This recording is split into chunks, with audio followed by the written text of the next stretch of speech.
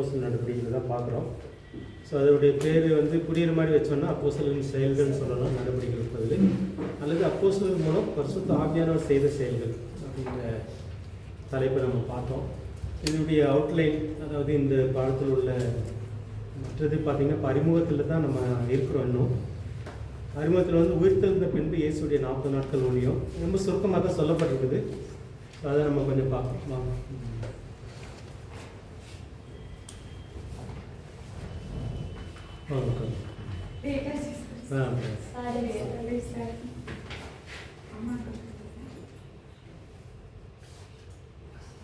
இன்னொரு தம்பி வருவாப்புன்னு சொன்னாங்க ஸ்டான்லி.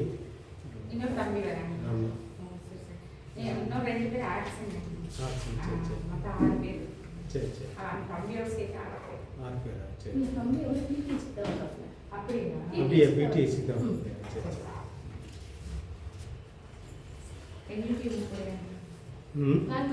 ஆமாம், இங்கே உட்காந்துக்கலாம். ஆனால் உங்களுக்கு வந்து அடுத்த வாரத்துக்குரிய அசைன்மெண்ட் கொடுப்போம், நீங்கள் ப்ரெசென்ட் பண்ணுற மாதிரி. அவ்வளோ இதே பாடத்தை நீங்கள் வந்து இப்போ வந்து இன்னைக்கு வந்து கிளாஸ் வந்து அப்போஸ்தலர் நடவடிக்கைகள் தான் பார்க்குறோம், அந்த புக்கு. ஆனால் உங்களுக்கு கொஞ்சம் வித்தியாசமாக இருக்கும். அவ்வளோதான், இந்த பாடத்தை கவனிக்கலாம், ப்ரெசன்டேஷன் இருக்கும், அவ்வளோதான். நீங்கள் வந்து அடுத்த வாரத்தில் நீங்கள் கொஞ்சம் நடத்துகிற மாதிரி இருக்கும். நீங்கள் அதுக்கேற்ற மாதிரி விருப்பப்படுங்க, நான் தனியாக சொல்கிறேன் உங்களுக்கு. பொதுவாக அப்போஸ்தலர் நடவடிக்கைகள்னு ஒரு புஸ்தகம். எத்தனாவது புஸ்தகம் புதிய ஏற்பாட்டில்? 5வது புஸ்தகம் இல்லை. இதுக்கு முன்னாடி உள்ள 4 புஸ்தகங்கள் என்னென்னது? மத்தேயு, மார்க்கு, லூக்கா, யோவான். இப்போ இந்த 4 புஸ்தகமே ஒரு கருத்து, ஒரு முக்கியமான ஒரு செய்தியை சொல்லுதுன்னு பார்க்குறோம். நற்செய்தின்னு தான் அதுக்கு பேர். 4மே நற்செய்தி நூல்கள். அது எதை சொல்லுது? அதுக்கும் அப்போஸ்தலர் நடவடிக்கைகளும் ஒரு வித்தியாசம் என்ன?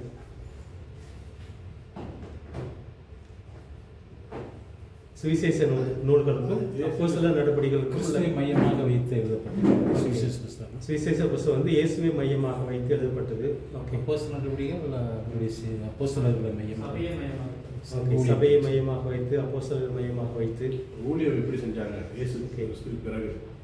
குறிப்பாக வந்து அந்த 4 நற்செய்தி நூலில் வந்து இயேசுடைய ஊழியத்தை பற்றி தான் பார்க்குறோம். இயேசுடைய பிறப்பு இருக்குது சுருக்கமாக, இயேசுடைய வளர்ப்பு ரொம்ப ரொம்ப சுருக்கமாக இருக்குது. 12 வயசில் நடந்த ஒரு சம்பவம் மட்டும்தான் இருக்குது. அதுக்கப்புறம் 30 வயசுலேருந்து ஒரு 33 வயசு வரைக்கும் செஞ்சது 3 வருஷம் ஊழியங்கள் தான் அதிகமாக சொல்லப்பட்டிருக்கு. அவருடைய மரணம், உயிர்த்தெழுதல் கூட சுருக்கமாக சொல்லப்பட்டிருக்கு. இந்த 4 நற்செய்தி நூட்களுமே அதுதான் சொல்லுது. இப்போ 4க்குள்ள வித்தியாசம்னு பார்த்தீங்கன்னா, இந்த 4 மத்திய எதை பற்றி முக்கியப்படுத்துகிற கொஞ்சம் அவுட்லைன் பார்த்துட்டு அப்போஸ்தலருக்குள்ள போயிடலாம். அவங்க புதுசாக வந்தேன். மத்தேயு புஸ்தகம் வந்து எதை மையப்படுத்திருக்கு? மத்தேயு எதை மையப்படுத்தி இருக்கிறாங்க? 4க்கும் வித்தியாசம் இருக்குது. 4 சுவிசேஷ நூல்களுக்கும் வித்தியாசம் நம்ம பார்த்தோம். சினாப்டிக் ஹாஸ்பிட்டலில் பார்த்தோம். ஓகே, மத்தேயு வந்து தீர்க்க தரிசனங்களை மையப்படுத்தி எழுதுறாரு. இதோட முக்கியமான கருத்து என்னது? எதுக்கு தீர்க்க தரிசனத்தை அவர் மையப்படுத்தணும்? இல்லை, ஒருத்தர சொல்லுங்க. ஓகே, இதுதான் முக்கியம். தீர்க்க தரிசனம் வந்து தீர்க்க தரிசன நூல்கள் வந்து அவங்க கையில் தான் இருக்குது. இஸ்ரவேல் மக்கள் மத்தியில் தான், யூதர்கள் மத்தியில் தான் இருக்குது. மத்தேயு வந்து யூதர்களுக்காக எழுதுறாரு. தீர்க்க தரிசனங்களில் சொல்லப்பட்ட மேசியா இவர் தான். நீங்கள் தீர்க்க தரிசன நூல்களை பார்த்தீங்கன்னா மேசியா பற்றி சொல்லப்பட்டிருக்கு. இயேசு எழுதலை, மேசியா பற்றி சொல்லப்பட்டிருக்கு. மேசியா வந்து ஒரு எபிரேய மொழி ஒரு வார்த்தை. அந்த கிரேக்க மொழியில் அதுக்கு என்ன பேர்? மேசியாவுக்கு. இது நீங்கள் முக்கியமாக புரிஞ்சுக்க வேண்டியது. கிறிஸ்து. இதுதான் பெரிய வித்தியாசம். இப்போ நம்ம புதிய ஏற்பாட்டில் கிறிஸ்துன்னு சொல்கிறோம், பழைய ஏற்பாட்டில் வந்து மேசியான்னு சொல்லியிருப்பாங்க. ஏன் மேசியா இங்கே கிறிஸ்து அப்படின்னு பார்க்குறோம் அப்படின்னா, 2க்கும் மொழி தான் வித்தியாசம். எபிரேய மொழியில் வந்து மேசியா, கிரேக்க மொழியில் அது வந்து கிறிஸ்துன்னு வருது. மொழி வித்தியாசம் தான், ஆனால் மீனிங் ஒன்று தான். இப்போ மத்தேயு வந்து இஸ்ரேல் மக்களுக்காக எழுதுனதுனால இஸ்ரேல் மக்களுக்கு வந்து ஒரு வாக்குத்தத்தம் கொடுத்துருந்தாரு. மேசியான்னு ஒருத்தர் பிறப்பாரு. அந்த வாக்குத்தத்தம் வந்து இயேசு மூலமாக எப்படி நிறைவேறுச்சுன்றது தான் மத்தேயு. இதில் ஏதாவது சந்தேகம் இருக்குதா? மத்தேயு வந்து ஒரு யூதர் வந்து புதிய ஏற்பாட்டை எழுதுனது மொத்தம் 8 பேர் பார்த்தோம். 8 அதுக்கு 7 பேர்னு சொல்லி ஒரு புஸ்தகம் நமக்கு சந்தேகமாக இருக்குது. என்ன புஸ்தகம்? எபிரேய புஸ்தகம் மட்டும்தான். யார் பவுல் எழுதினாரா இல்லை வேறு யாரும் எழுதினாங்கன்னு சந்தேகம். ஒருவேளை பவுல் எழுதியிருப்பாருன்னா 7 பேர் தான் மொத்தம். அது வேறு யாரும் எழுதியிருந்தாலும் 8 பேர். புதிய ஏற்பாட்டை எழுதுனது மொத்தம் 8 பேர். இந்த 8 பேரில் 7 பேருமே யூதர்கள் தான். ஆனால் ஒருத்தர் மட்டும்தான் யூதர் அல்லாதவர். அது யார்? லூக்கா மட்டும். ஸோ இந்த வித்தியாசம் நம்ம பார்த்துக்கிறோம். மத்தேயு வந்து ஒரு யூதர் தான். அவர் வந்து யூத மக்களுக்காக எழுதுகிறார். சரி, மார்க்குடைய ஃபோக்கஸ் என்ன? ரோமர்களுக்கு. ரோமர்கள்லாம் பொதுவாக யாரை நமக்கு சொல்கிறோம் இதில்? ரோமர்கள் பிரஜாதிகள் வேற, யூதர் அல்லாதவர்கள் வேற, அந்த நாட்டை பிடிச்சிருந்தவங்க வேற. மார்க் அவங்களுக்காக எழுதுறாரா? சபைக்கு உடல் எழுதி. ஓகே,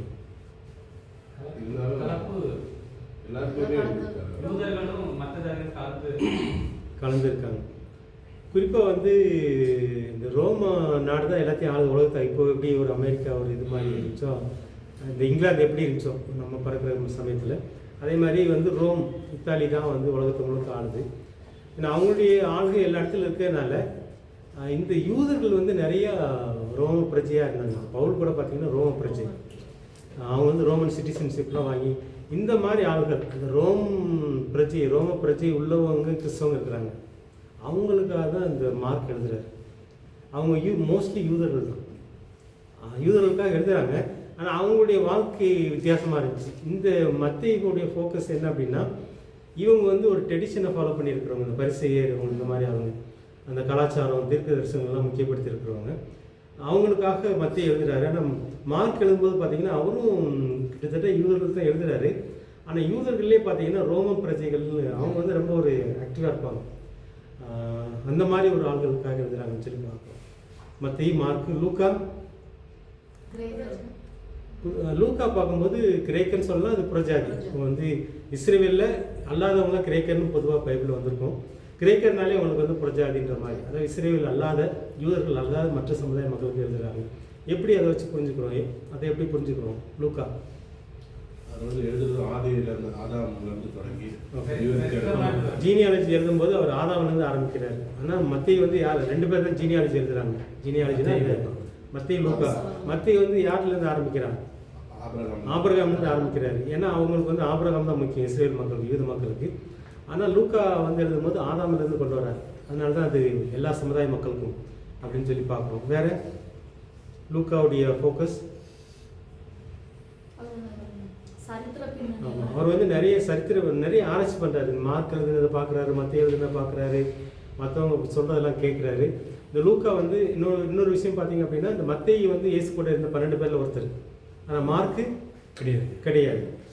அவர் வந்து கொஞ்சம் வயசில் கம்மியாக இருந்திருக்கலாம்.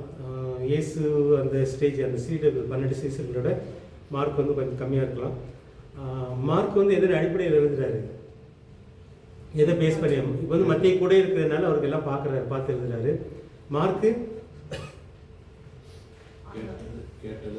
கேட்டது, யார்கிட்ட கேட்டது? இதுதான் கொஞ்சம் நம்ம தெரிஞ்சுக்க வேண்டிய ஒரு சம்பவம். மார்க் வந்து யாருடைய ஆவிக்குரிய மகன்? பேதுரு. இப்போ பேதுரு வந்து இயேசு கூட இருந்தவர். பேதுருடைய சுவிசேஷம் தான் மார்க் சுவிசேஷன்னு சொல்லுவாங்க. ஒருவேளை பேதுரு தான் மார்க் எழுத வச்சிருப்பாரு அப்படின்ற மாதிரிலாம் சொல்லுவாங்க. ஆனால் ஆத்தர் வந்து மார்க் தான். ஏன்னா பேதுருக்கு வந்து எழுத தெரியாது. இந்த மார்க் வந்து பேதுருடைய ஒரு ஆவிக்குரிய மகன் சொல்லி பார்க்குறோம். வயசு வித்தியாசம் இருக்கும், ஒரு 15-20 வயசு வித்தியாசம் இருக்கும். அதனால் பேதுருகிட்ட கேட்ட காரியங்களை தான் மார்க் எழுதுறாரு. ஆனால் லூக்கா எப்படி எழுதுறாரு? இவர் வந்து நிறைய ஆராய்ச்சி பண்ணுறாரு. இவர் வந்து இயேசு கூட இருந்தவர் கிடையாது, 12 பேரில் ஒருத்தர் கிடையாது. மார்க் மாதிரி பேதுருடைய க்ளோஸ் அந்த மாதிரி யாரும் கிடையாது. இவர் வந்து பவுலுக்கு தான் ரொம்ப க்ளோஸு, பவுல் ஊழியத்துக்கு வரும்போது. அதனால் பவுல் ஊழியத்துக்கு அப்புறம் காரியங்கள் தான் அவருக்கு நிறைய தெரியும். ஆனால் முன்னாடி உள்ள காரியங்களை வந்து அவர் ஆராய்ச்சி பண்ணுறாரு. முக்கியமாக வந்து இந்த அப்போஸ்தலர் நடவடிக்கைகளை வந்து யாருக்காக எழுதுறாரு அவர்? லூக்கா, தெயோப்பிலஸ். இப்போ தெயோப்பிலஸ் யாருன்னு பார்த்தோம்? அவர் ஒரு ரோம அதிகாரி வந்து இவர் வந்து சரித்திர ஆராய்ச்சியாளர்னால இந்த காரியங்கள்லாம் எழுதணும், டைரி எழுத சொல்கிறார். அவ்வளோதான். எதுக்காக எழுத சொல்கிறான்னு பார்த்தோம். அந்த ரோம அதிகாரி தியோப்பிலஸ் வந்து எதுக்காக இந்த காரியங்களை எழுத சொன்னான்னு பார்த்தோம். ஞாபகம் இருக்குதா? நம்ம எப்படி பார்த்தது தான். ஞாபகம் இருக்குதா இருக்காது? கிட்டத்தட்ட வந்து இந்த லூக்கா வந்து அந்த ரோம அதிகாரிக்கு கீழே வேலை செய்கிற ஒருத்தர், ஒரு கவர்மெண்ட் ஸ்டாஃப் மாதிரி வச்சுருவாங்க. அவர் ஒரு ரோம அதிகாரி தியோப்பிலஸ். அவருக்கு கீழே வேலை செய்கிறவர் தான் இவர். எதுக்காக எழுத சொல்லியிருப்பாருன்னு பார்த்தோம்.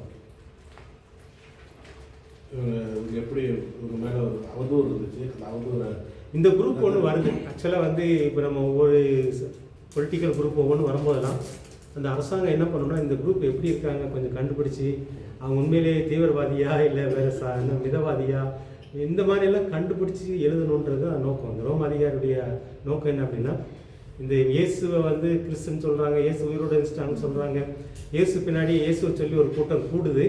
ஸோ இந்த கூட்டம் வந்து உண்மையிலேயே என்ன கூட்டம், அரசாங்கத்துக்கு எதிராக செயல்படுதா, ரோம் அரசாங்கத்துக்கு எதிராக செயல்படுதா அப்படின்றத வந்து கண்டுபிடிச்சி எழுதுறதுக்காக நியமிக்கப்பட்டவர் தான் இந்த லூக்கா. ரோம் அதிகாரி வந்து தியோபிலஸ், அதனால தான் வந்து மரியாதைக்குரிய தியோபிலஸ்னே ஆரம்பிப்பார் லூக்கா. அவருக்காக எழுதுறாரு. ஸோ அதனால் இவர் ஆராய்ச்சி பண்ணும்போது ஆவியானவர் இவர் கூட இடைப்படுறாங்க. அதுதான் நம்ம பார்க்கும்போது லூக்கா மூலமாக ஆவியானவர் இது வந்து சரித்திரமாக இந்த இதுக்காக நியமிக்கப்பட்டால் கூட ஆவியானவர் இடைப்பட்டதுனால தான் லூக்கா இவ்வளோ காரியங்கள் எழுதுறான்னு சொல்லி பார்ப்போம். குறிப்பாக வந்து இந்த சீசர்கள் வந்து எருசலேமில் வந்து ஒரு சபை உருவாகுது, அப்புறம் அங்கெல்லாம் செதறி போகிறாங்க. அதுக்கப்புறம் பவுல் வந்து நிறைய காரியங்களை செய்கிறார். அதனால் பவுலை வந்து மானிட்டர் பண்ண சொன்னார், பவுல் கூடவே இருக்க சொன்னார் இந்த லூக்காவை. அதனால தான் பவுல் கூடவே இந்த லூக்கா இருக்கிறான்னு சொல்லி பார்த்தோம். ஸோ லூக்காவை பற்றி நம்ம எவ்வளோ காரியங்கள் நம்ம தெரிஞ்சுக்கிறோம். மார்க் எழுதுதான் ரோமர்களுக்கு, குறிப்பாக ரோம யூதர்களுக்கு எழுதினார் மார்க். மத்தேயு யாருக்காக எழுதுனாருன்னா யூதர்களுக்கு தான், ஆனால் ஒரு ட்ரெடிஷ்னல் யூதர்களுக்காக எழுதுறாரு மத்தேயு. அது தீர்க்க தரிசனங்கள்லாம் முக்கியப்படுத்தி மேசியாவை எதிர்பார்த்துட்டு இருக்கிறாங்க ஒரு குரூப். யூதர்கள்லேயே வந்து ஒரு குரூப்பு மேசியாவை எதிர்பார்த்துட்டு இருக்கிறாங்க, அவங்களுக்காக எழுதுறாரு மத்தேயு. மார்க்கும் யூதர்களுக்கு தான் எழுதுறாரு, ஆனால் ரோம யூதர்கள்னு வச்சுக்கலாம், ரோம பிரஜையான யூதர்கள். குறிப்பாக வந்து எதுக்காக இவர் எழுதுறாருன்னா, இந்த மார்க்குடைய இது வந்து பார்த்தீங்கன்னா உடனே அற்புதங்களை நிறைய எழுதியிருப்பார், நிறைய வந்து இதெல்லாம் விட்டுருப்பார், இந்த சரித்திரங்கள்லாம் விட்டுருப்பார், இயேசு பிறந்தெல்லாம் விட்டுருப்பார், அந்த தீர்க்க தரிசனங்கள்லாம் அவ்வளோவா மென்ஷன் பண்ணியிருக்க மாட்டார். மார்க்குடைய ஃபோக்கஸ் என்ன அப்படின்னா, இயேசு வந்து ரொம்ப ஆக்டிவாக மிராக்கெல்லாம் பண்ணார். இந்த ரோம பிரஜைகளாக இருக்கிறவங்களுக்கு வந்து ரொம்ப ஆக்டிவாக இருப்பாங்க, அவங்களுக்காக சுட சுட எழுதுறது ஒரு காரியம். ரொம்ப அவங்களுக்கு போய் தீர்க்க தரிசனம்லாம் சொல்லிட்டு இருந்தால் போர் அடிக்கும்.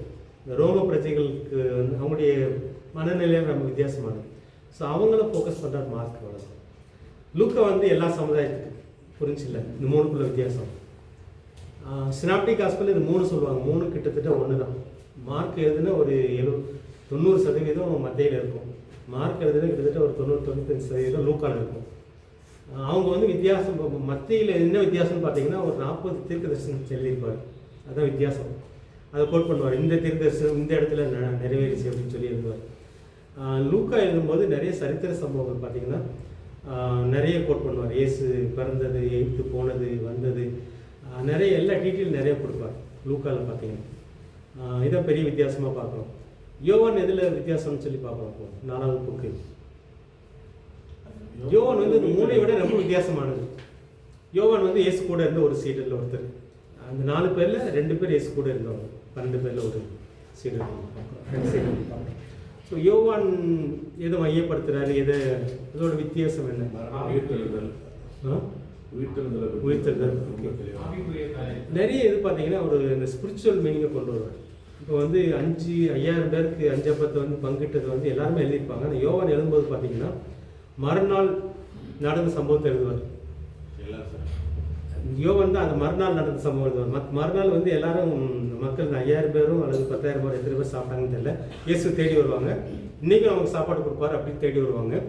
அப்போது இயேசு என்ன சொல்லுவாருன்னா, நீங்கள் அழிஞ்சு போகிற உடம்புக்காக ஏன் தேடி வரீங்க, இன்னொரு சாப்பாடு என்கிட்ட இருக்குது. ஸோ இந்த ஆவிக்குரிய அர்த்தத்தை அங்கங்கே கொண்டு வந்துகிட்டே இருப்பார் யோவான். 5000 பேருக்கு சாப்பாடு கொடுத்தது ஓகே, அதை வந்து அற்புதமாக எழுதியிருப்பாங்க மற்ற 3 பேரும். ஆனால் இவர் அதை எழுதும்போது பார்த்தீங்கன்னா அதோடைய ஆவிக்குரிய அர்த்தம் என்ன, அது வந்து உடம்புக்குரிய சாப்பாடு நீங்கள் சாப்பிட்டா ஒரு கொஞ்சம் நேரத்தில் முடிஞ்சு போச்சு, ஆனால் ஆவிக்குரிய சாப்பாடுன்னு ஒன்று இருக்குது, அதுதான் ஜீவப்பம் நானே, இயேசு சொல்கிற காரியங்களை வந்து இவர் கோட் பண்ணுவார். இந்த யோவானுடைய இது பார்த்தீங்கன்னா முக்கியமாக எல்லா அற்புதங்களும் ஓரளவுக்கு அற்புதங்கள் எழுதுவார், குணமாக்குற காரியங்களை எழுதுவார்.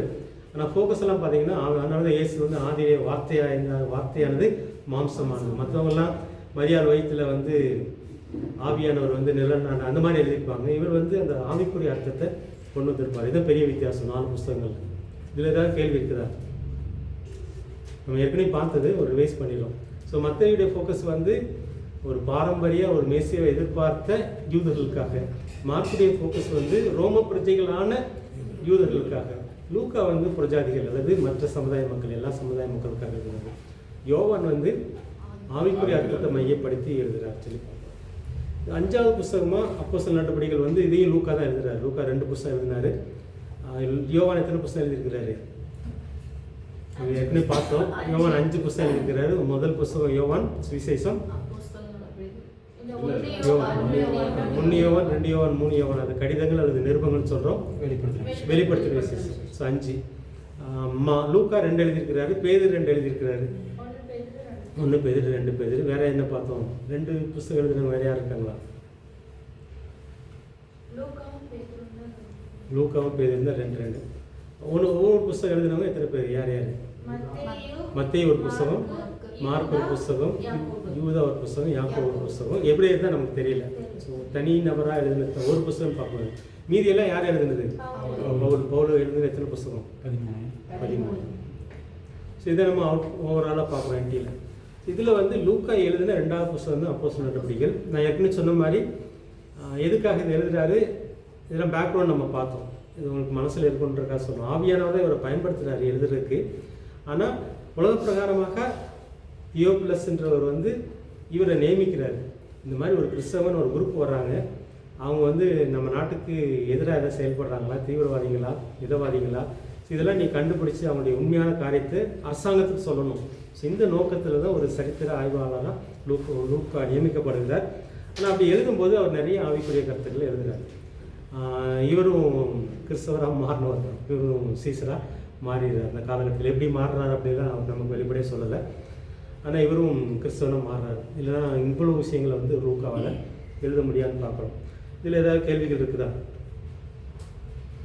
இதுவரைக்கும் அவுட்லைனில் லூக்கா எழுதும்போது ஆரம்பிக்க பார்த்தீங்கன்னா, உயிர்த்தெழுந்த பின்பு 40 நாள் ஊழியம் செய்கிறார் இயேசு. அது சுருக்கமாக ஒரு சில வார்த்தைகளை சொல்லிடுறாரு. என்ன ஊழியம் செஞ்சார்? இதுதான் அறிமுகம் நம்ம பார்க்கணும், இந்த புஸ்தகத்துடைய அறிமுகம். இயேசு உயிரோடு எழுந்துட்டாரு.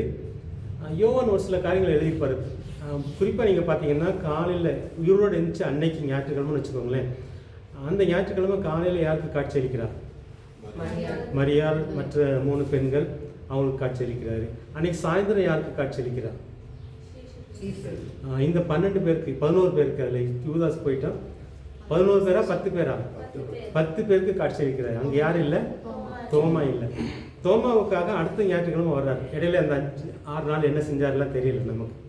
அடுத்த ஞாயிற்றுக்கிழமை, அவர் உயிரோடு இருந்த ஞாயிற்றுக்கிழமைக்கு அடுத்த ஞாயிற்றுக்கிழமை வந்து தான் தோமாவுக்காக காட்சி அளிப்பார். இதெல்லாம் வந்து யோவான் எழுதுறாரு. ஆனால் அதுக்கப்புறம் 40 நாட்கள் அவர் எப்படியெல்லாம் எங்கெல்லாம் ஊழியம் செஞ்சார்ன்றது வந்து ரொம்ப இதாக எழுதப்படல. ஆனால் 40 நாள் ஊழியம் செஞ்சான்னு இருக்குது. வாசிங்கெல்லாம் பார்க்கலாம். 1ஆம் அதிகாரத்தில் அவர் என்ன செஞ்சான்றதை அப்போஸ்தலர் நடபடிகள் 1ஆம் அதிகாரத்தில் இருக்குது. 1ஆம் அதிகாரத்தில் இந்த சம்பவம் மட்டும், இந்த 40 நாள் ஊழியத்தை பற்றி இருக்கும் ஒரு வசனம். எதுன்னு கண்டுபிடிச்சிருக்கீங்களா?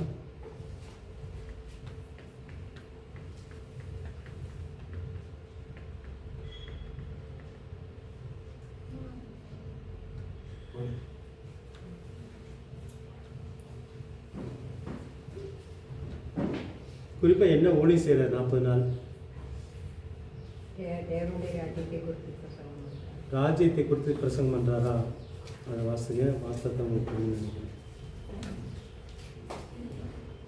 யாருக்கு ஊழியம் செஞ்சார்? முக்கியமாக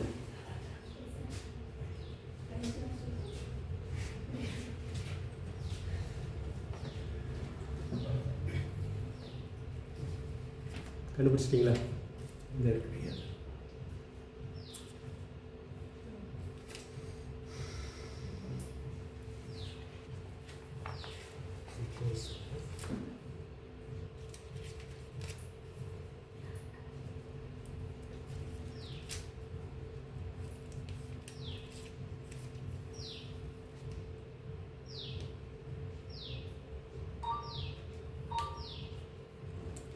மூணாம் வசனம் வாசிங்க. 1ஆம் அதிகாரம் 3ஆம் வசனம். அவர் பாடுபட்ட பின்பு 40 நாளாகவும் அப்போஸ்தலருக்கு தரிசனமாகி, தேவனுடைய ராஜ்யத்திற்குரியவர்களே அவர்களுடனே பேசி அநேகம் தெளிவான திருஷ்டாந்தங்களினாலே அவர்களோடு கூட தம்மை உயிரோடு இருக்கிறவர்களாக காண்கிறார். ஸோ இந்த ஊழியத்தில், இந்த 40 நாள் ஊழியத்தில் என்ன நடக்குது? ஒரு வசனம் தான் எழுதியிருக்கிறார் லூக்கா இவரை பற்றி.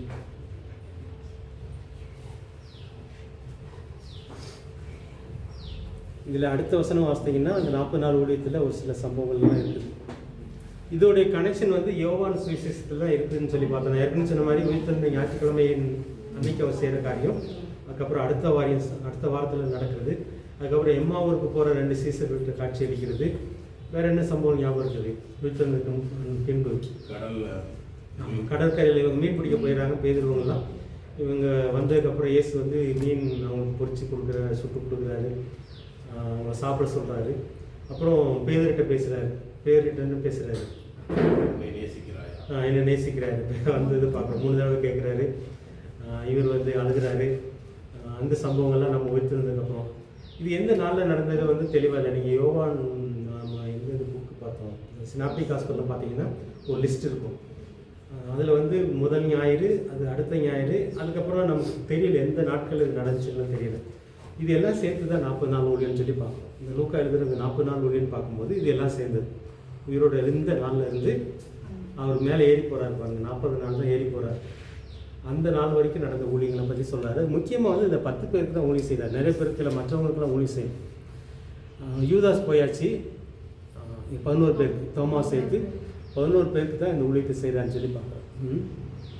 இது புதிய மொழிபெயர்ப்பில் பார்த்தீங்கன்னா, அவர் சிலுவையில் மரத்தில் அடிக்கப்பட்டு இறந்து உயிரோடு இருந்த பின்பு அவர் உயிரோடு இறந்ததை அவருடைய தூதுவர்கள் போட்டுக்கிறது அப்போஸ்தலருக்கு பதிலாக உறுதியாக நம்பும்படியாக பல வழிகளில் 40 நாட்கள் அவருக்கு காட்சி கொடுத்தார்.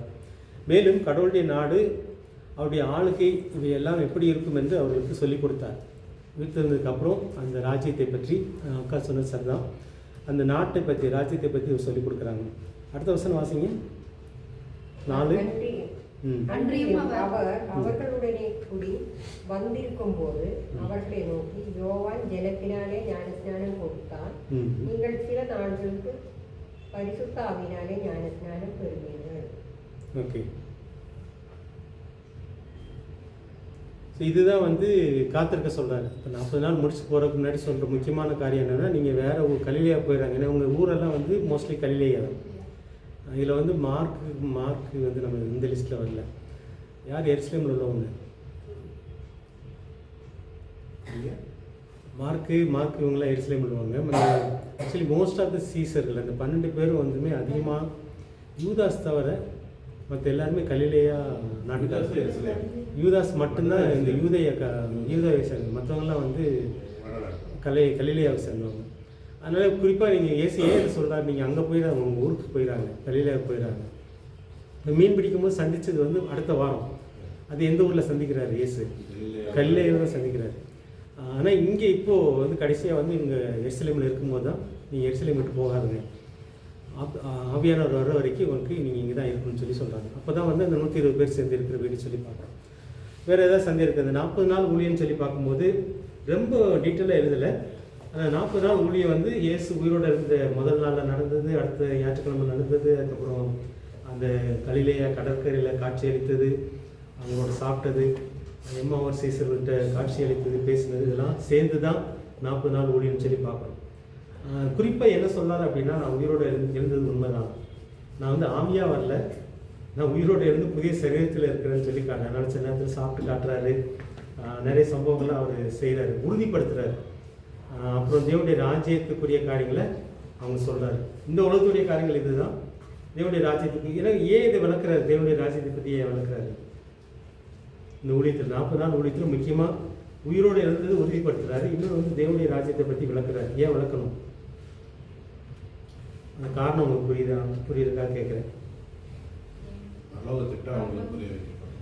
ஓகே, முக்கியமாக வந்து இயேசு வந்து சிலுவையில் அடிக்கப்படும் போது, அதாவது யூதாஸுக்கு மற்ற சீசர்களுக்கெல்லாம் இருந்த நம்பிக்கை என்ன அப்படின்னா, இவர் எப்படியாவது ரோமட்டிலிருந்து நம்ம நாட்டை விடுவிச்சு, இந்த இஸ்ரேல் நாட்டை நம்ம ரோமட்டிலிருந்து விடுவிச்சு இவர் ராஜாவாக ஆகுவார்.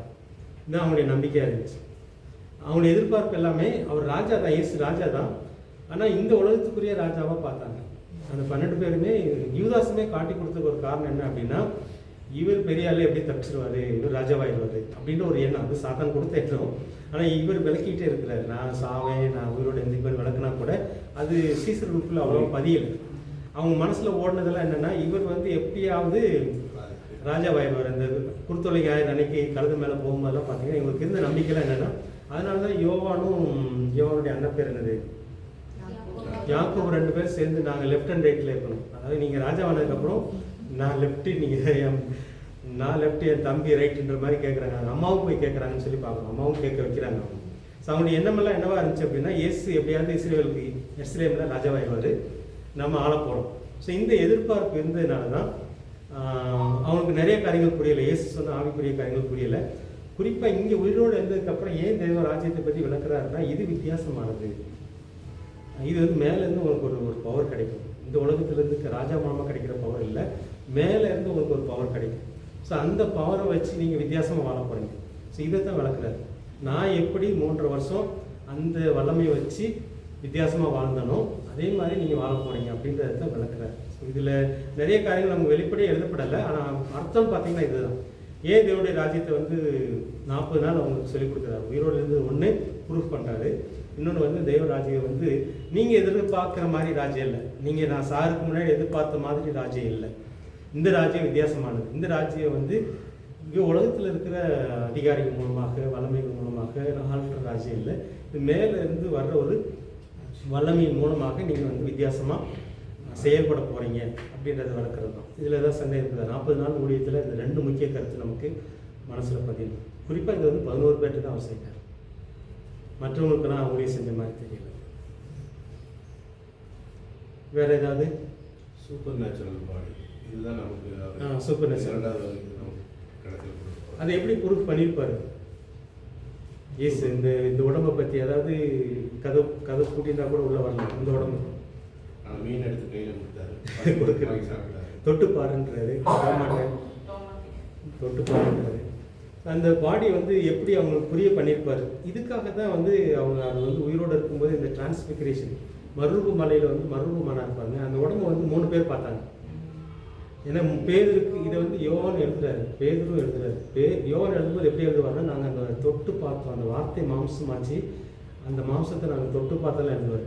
அவருடைய மகிமையை நாங்கள் அந்த மலையில் பார்த்தோம் அப்படின்லாம் எழுதுவார் யோவான் எழுதுவார். பேதரும் அதை எழுதுறாரு. அதில் யாக்கோ மட்டும் தான் இறந்துறாரு. இந்த 3 பேர் வந்து உறுதிப்படுத்துகிறாங்க. அவங்க 3 பேரும் மற்றவங்ககிட்ட வந்து அது வரைக்கும் சொல்லலை. ஆனால் இயேசு உயிரோடு இருந்துச்சு இந்த உடம்புல வந்ததுக்கப்புறம் நாங்கள் அன்னைக்கு மலையில் பார்த்த உடம்பு இந்த மாதிரி உடம்பு தான், ஆவிக்குரிய உடம்புன்னு சொல்லி மற்றவங்களும் புரிய வச்சுருப்பாங்க. இதுக்காக தான் ஆண்டவர் இந்த காரியங்களை செய்கிறான்னு சொல்லி பார்க்குறோம். வேறு ஏதாவது இந்த மறுரூப அதுக்கு முன்னாடி மறுரூப மாணவர்களுக்கு சாப்பாடுலாம் கொடுத்துட்டு, ஆனால் அந்த மக்கள் வந்து அதை கொடுத்து சிந்திக்காம உணவு கொடுத்து சிந்திச்சாங்கன்னு சொல்லி பசங்க இருக்கு. அப்படியா? எல்லாத்தையும் மறுரூபமாகி காட்டுறாங்க. எங்கள் இடத்துல ஏதாவது வசனம் அவர் துரத்தும்போது மறுரூபமாயிருவாரு. சரி. அதிசயம் செஞ்சு ஃபுட்டை கொடுத்த பிற்பாடு கூட கொஞ்சம் மறுரூபம் ஆவார். ஒரு இடத்துல அதிசயம் செஞ்சு தேவாலயத்துல எல்லாம் எல்லாரும் ஒரு டைம் இவர் பேசும்போது அடிக்க வருவாங்க. மறைஞ்சு போயிடுவாங்க. இந்த மறுரூபமானது வந்து மலையில் மட்டும்தான் மறைஞ்சு போயிடுவாங்க. இன்னொன்று வந்து பார்த்தீங்கன்னா ரகசியமாக போனார். பண்டிகைக்கு வந்து வெளிப்படையாக போகல, ரகசியமாக போனார்ன்னு இருக்கும். அது மறுரூபத்தை குறிக்கிறது. இந்த மலையில் நடந்த ஒரு சம்பவம் தான், மறுரூப மலையில் நடந்த ஒரு சம்பவம் தான்.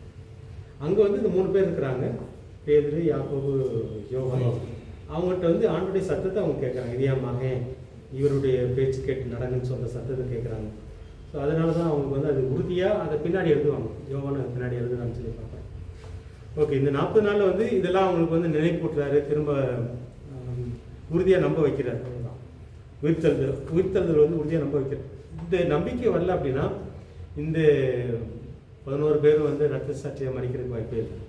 அவங்க கடைசி வரைக்கும் சந்தேகம் இருந்துகிட்டே இருக்கும். அந்த சந்தேகத்தை வந்து போக்குறது 40 நாள் ஊழியத்தில் முக்கியமாக வந்து இயேசு உயிரோடு இருந்துச்சாரு, உயிரோடு தான் இருக்கிறாரு. அவருக்கு ஒரு நாட்டில் இருக்கிறாரு. அந்த நாட்டிலேருந்து எங்களுக்கு வல்லமை கிடச்சிது, அந்த வல்லமையினால தான் நாங்கள் செயல்படுறோம், அந்த நாட்டுக்குரியவங்க நாங்கள். ஸோ அப்படின்றதுல ரொம்ப உறுதியாக இந்த 11 பேருக்கும் அதான் 40 நாள் ஊழியன்னு சொல்லி பார்க்கணும். அப்புறம் நம்ம பரிசுத்த ஆவியோட நிறைவு அபிஷேகம்னு சொல்லி பார்த்தோம். இதுதான் நடக்குது. இது வந்து நம்ம அறிமுகத்திலே ஏன் பார்க்குறோம் அப்படின்னா, இதை பற்றி நான் 2 கிளாஸை நான் பேசிட்டேன். நீங்கள் புதுசாக இருக்கிறதுனால அதை நம்ம பேசிடலாம். ஆவியானவர் மூலமாக நம்ம மறுபடி பறக்கிறோம். நம்ம ஆவியில் வந்து உயிர் வருது. அது வரைக்கும் ஆவி செத்து போயிருந்துச்சு. நம்ம எப்போ இயேசு என் பாவத்துக்காக மறிச்சார், எனக்கு ஒரு புதிய வாழ்க்கை கொடுக்கறதுக்காக உயிரோடு எழுதிச்சார் அப்படின்றத நம்ம நம்புகிறோமோ. இது ரோமருக்கு பவுல் எழுதும்போது எப்படி சொல்லாங்க, நீங்கள் இருதயத்தில் விசுவாசிக்கும் போது உங்களுக்கு என்ன நடக்குது, நீங்கள் நீதிமான்களாக வாயினால் அறிக்கை செய்யும்போது இதயத்தில் விசுவாசிக்கும் சுத்திகரிக்கப்படுறீங்க. நீங்கள் வாயினால் அறிக்கிடும் போது நீங்கள் நீதிமான்களாகிறீங்க. இதோடைய அர்த்தம் அதுதான். இது நடக்கும்போது இது வந்து நம்ம செய்கிறோம், நம்ம ரட்சிப்புன்னு சொல்கிறோம். இந்த ரட்சிப்பு கிடைக்கும்போது நமக்கு உள்ள அனுபவங்கள் இது வந்து கண்ணுக்கு தெரிகிற அனுபவம் கிடையாது. கண்ணுக்கு தெரியாமல் உள்ளே இருக்கிற ஆவி வந்து நம்மளுடைய ஆவி வந்து அது வரைக்கும் செத்து போயிருந்துச்சு. தேவனோட உறவாட முடியல, தேவனோட பேச முடியல, அவருடைய சத்தத்தை கேட்க முடியல, செத்துப்போன ஆவியாக இருந்துச்சு. அது உயிரடையுதுன்னு சொல்லி பார்ப்போம். இது வந்து ஆவியானவர் மூலமாக நடைபெறுகிற ஒரு காரியம். ஏன்னா இங்கே வந்து இவங்கெல்லாம் உயிர் அடைஞ்சவங்க தான், இந்த 12 பேரும், அது 11 பேரும், அது 120 பேரும். ஆனால் அவங்களுக்குள்ள ஒரு நிறைவுக்காக காத்திருக்க சொன்னார் ஆவியானவர். அந்த ஆவியானுடைய நிறைவுக்காக காத்திருக்க சொன்னார். அது எதை குறிக்குன்னு சொல்லி பேசணும். ஞாபகம் இருக்கிறத சொல்லுங்க பார்க்கலாம், மனசில் இருக்குது. அப்போ ஆவியானவரை குறித்த 2 அனுபவங்கள் நமக்கு வேணுன்றது தான் இதில் முக்கியப்படுத்தும். ஒன்று மறுபிறப்புக்கான அனுபவம், அல்லது ஆவியில் பிறக்கிறதுக்கான அனுபவம். அது ஆவியானவரால் நடக்குது. அது வார்த்தையை விசுவாசிக்கும் போது, இயேசு விசுவாசிக்கும் போது நமக்குள்ளே நடக்கிற ஒரு சம்பவம் சொல்லி பார்க்கணும். இன்னொன்று வந்து ஆவியானுடைய நிறைவு அல்லது அபிஷேகம். அது எதை குறிக்குது? நம்ம பேசிட்டோம் நிறைய. நான் இன்னைக்கு நிறைய பேச விரும்பல, மற்றவங்களுக்காக நீங்கள் சொன்னால் நல்லா. அதில் ஏதாவது சந்தேகம் இருந்தாலும் குழப்பம் இருந்தாலும் நீங்கள் கேட்கலாம். ஆனால் இது ரொம்ப முக்கியமானது. ஆவியானுடைய நிறைவு அல்லது அபிஷேகத்தை பற்றி நம்ம பேசியிருக்கோம். 2 கிளாஸில் நம்ம பேசிட்டு இருந்தோம். மறுபிறப்புக்கான ஆவியானுடைய செயல் வேற, நிறைவுக்கான அல்லது அபிஷேகத்துக்கான ஆவியானுடைய செயல் வேற அப்படின்னு சொல்லி பார்த்தோம். குறிப்பாக இது வந்து வேலைக்கானது. மார்க் சொல்ற மாதிரி புரிஞ்சாது கிளாஸில் இல்லை, இருந்தாலும் அவங்க பேசுகிறதுனால இது வந்து என்ன ஆவியான் நம்ம கூட மூலமாக செயல்பட விரும்புகிறார். மறுபடி பறந்துட்டோம், அங்கே வந்து ஆவியானவர் செயல்படுகிறது பார்த்தீங்க. இது வந்து நீங்கள் நம்ம வேறு எந்த சப்ஜெக்டில் பார்த்தோன்னு தெரியல, இதுக்கு முன்னாடி பார்த்த சப்ஜெக்டில் ஆவியின் கனிகள் அப்படின்னு சொல்லியிருக்கோம். இந்த 9 காரியங்கள் பார்க்கணும். இது மறுபடியும் ஆவியில் பறந்த கொன்ன ஆண்டவர் எதிர்பார்க்கறது கனிதான். கனின்னு என்ன கனின்னு பார்த்தோம்னா, ஆண்டோடைய குணங்கள் நமக்குள்ளே வரணும். ஆண்டவர் அன்பு காட்டுற மாதிரி அன்பு காட்டணும். ஆண்டவருடைய சந்தோஷம் வேறு, உலகத்தில் கிடைக்கிற சந்தோஷம் வேறு. ஆண்டோடைய சந்தோஷம் அனுபவிக்கணும். ஆண்டோடைய சமாதானம் வேறு, இந்த உலகத்தில் கிடைக்கிற சமாதானம். ஆண்டோடைய சந்தோஷம் அனுபவிக்கணும். மற்ற என்னது? அன்பு, சந்தோஷம், சமாதானம், நீடிய பொறுமை. இப்போ ஆண்டோருக்கு இருக்கிற பொறுமை நமக்கு வேணும். நம்ம பொறுமை இல்லை, தயவு. ஆண்டோர் காட்டுற தயவு நமக்கு வேணும். நல்ல குணம், ஆண்டோடைய நல்ல குணம். உலகத்தில் நல்ல குணங்கள் வேற, ஆண்டோடைய நல்ல குணங்கள் வேற. ஆண்டோடைய நல்ல குணங்கள் வேணும். அப்புறம் விசுவாசம். இந்த விசுவாசம் வந்து விசுவாசத்தில் 3-4 விசுவாசம் இருக்குது, அதை நம்ம பேசிடலாம். இந்த விசுவாசம் எதை குறிக்குது அப்படின்னா, உங்களுடைய விசுவாசத்தினால சில காரியங்களை நீங்கள் அனுபவிக்கலாம்.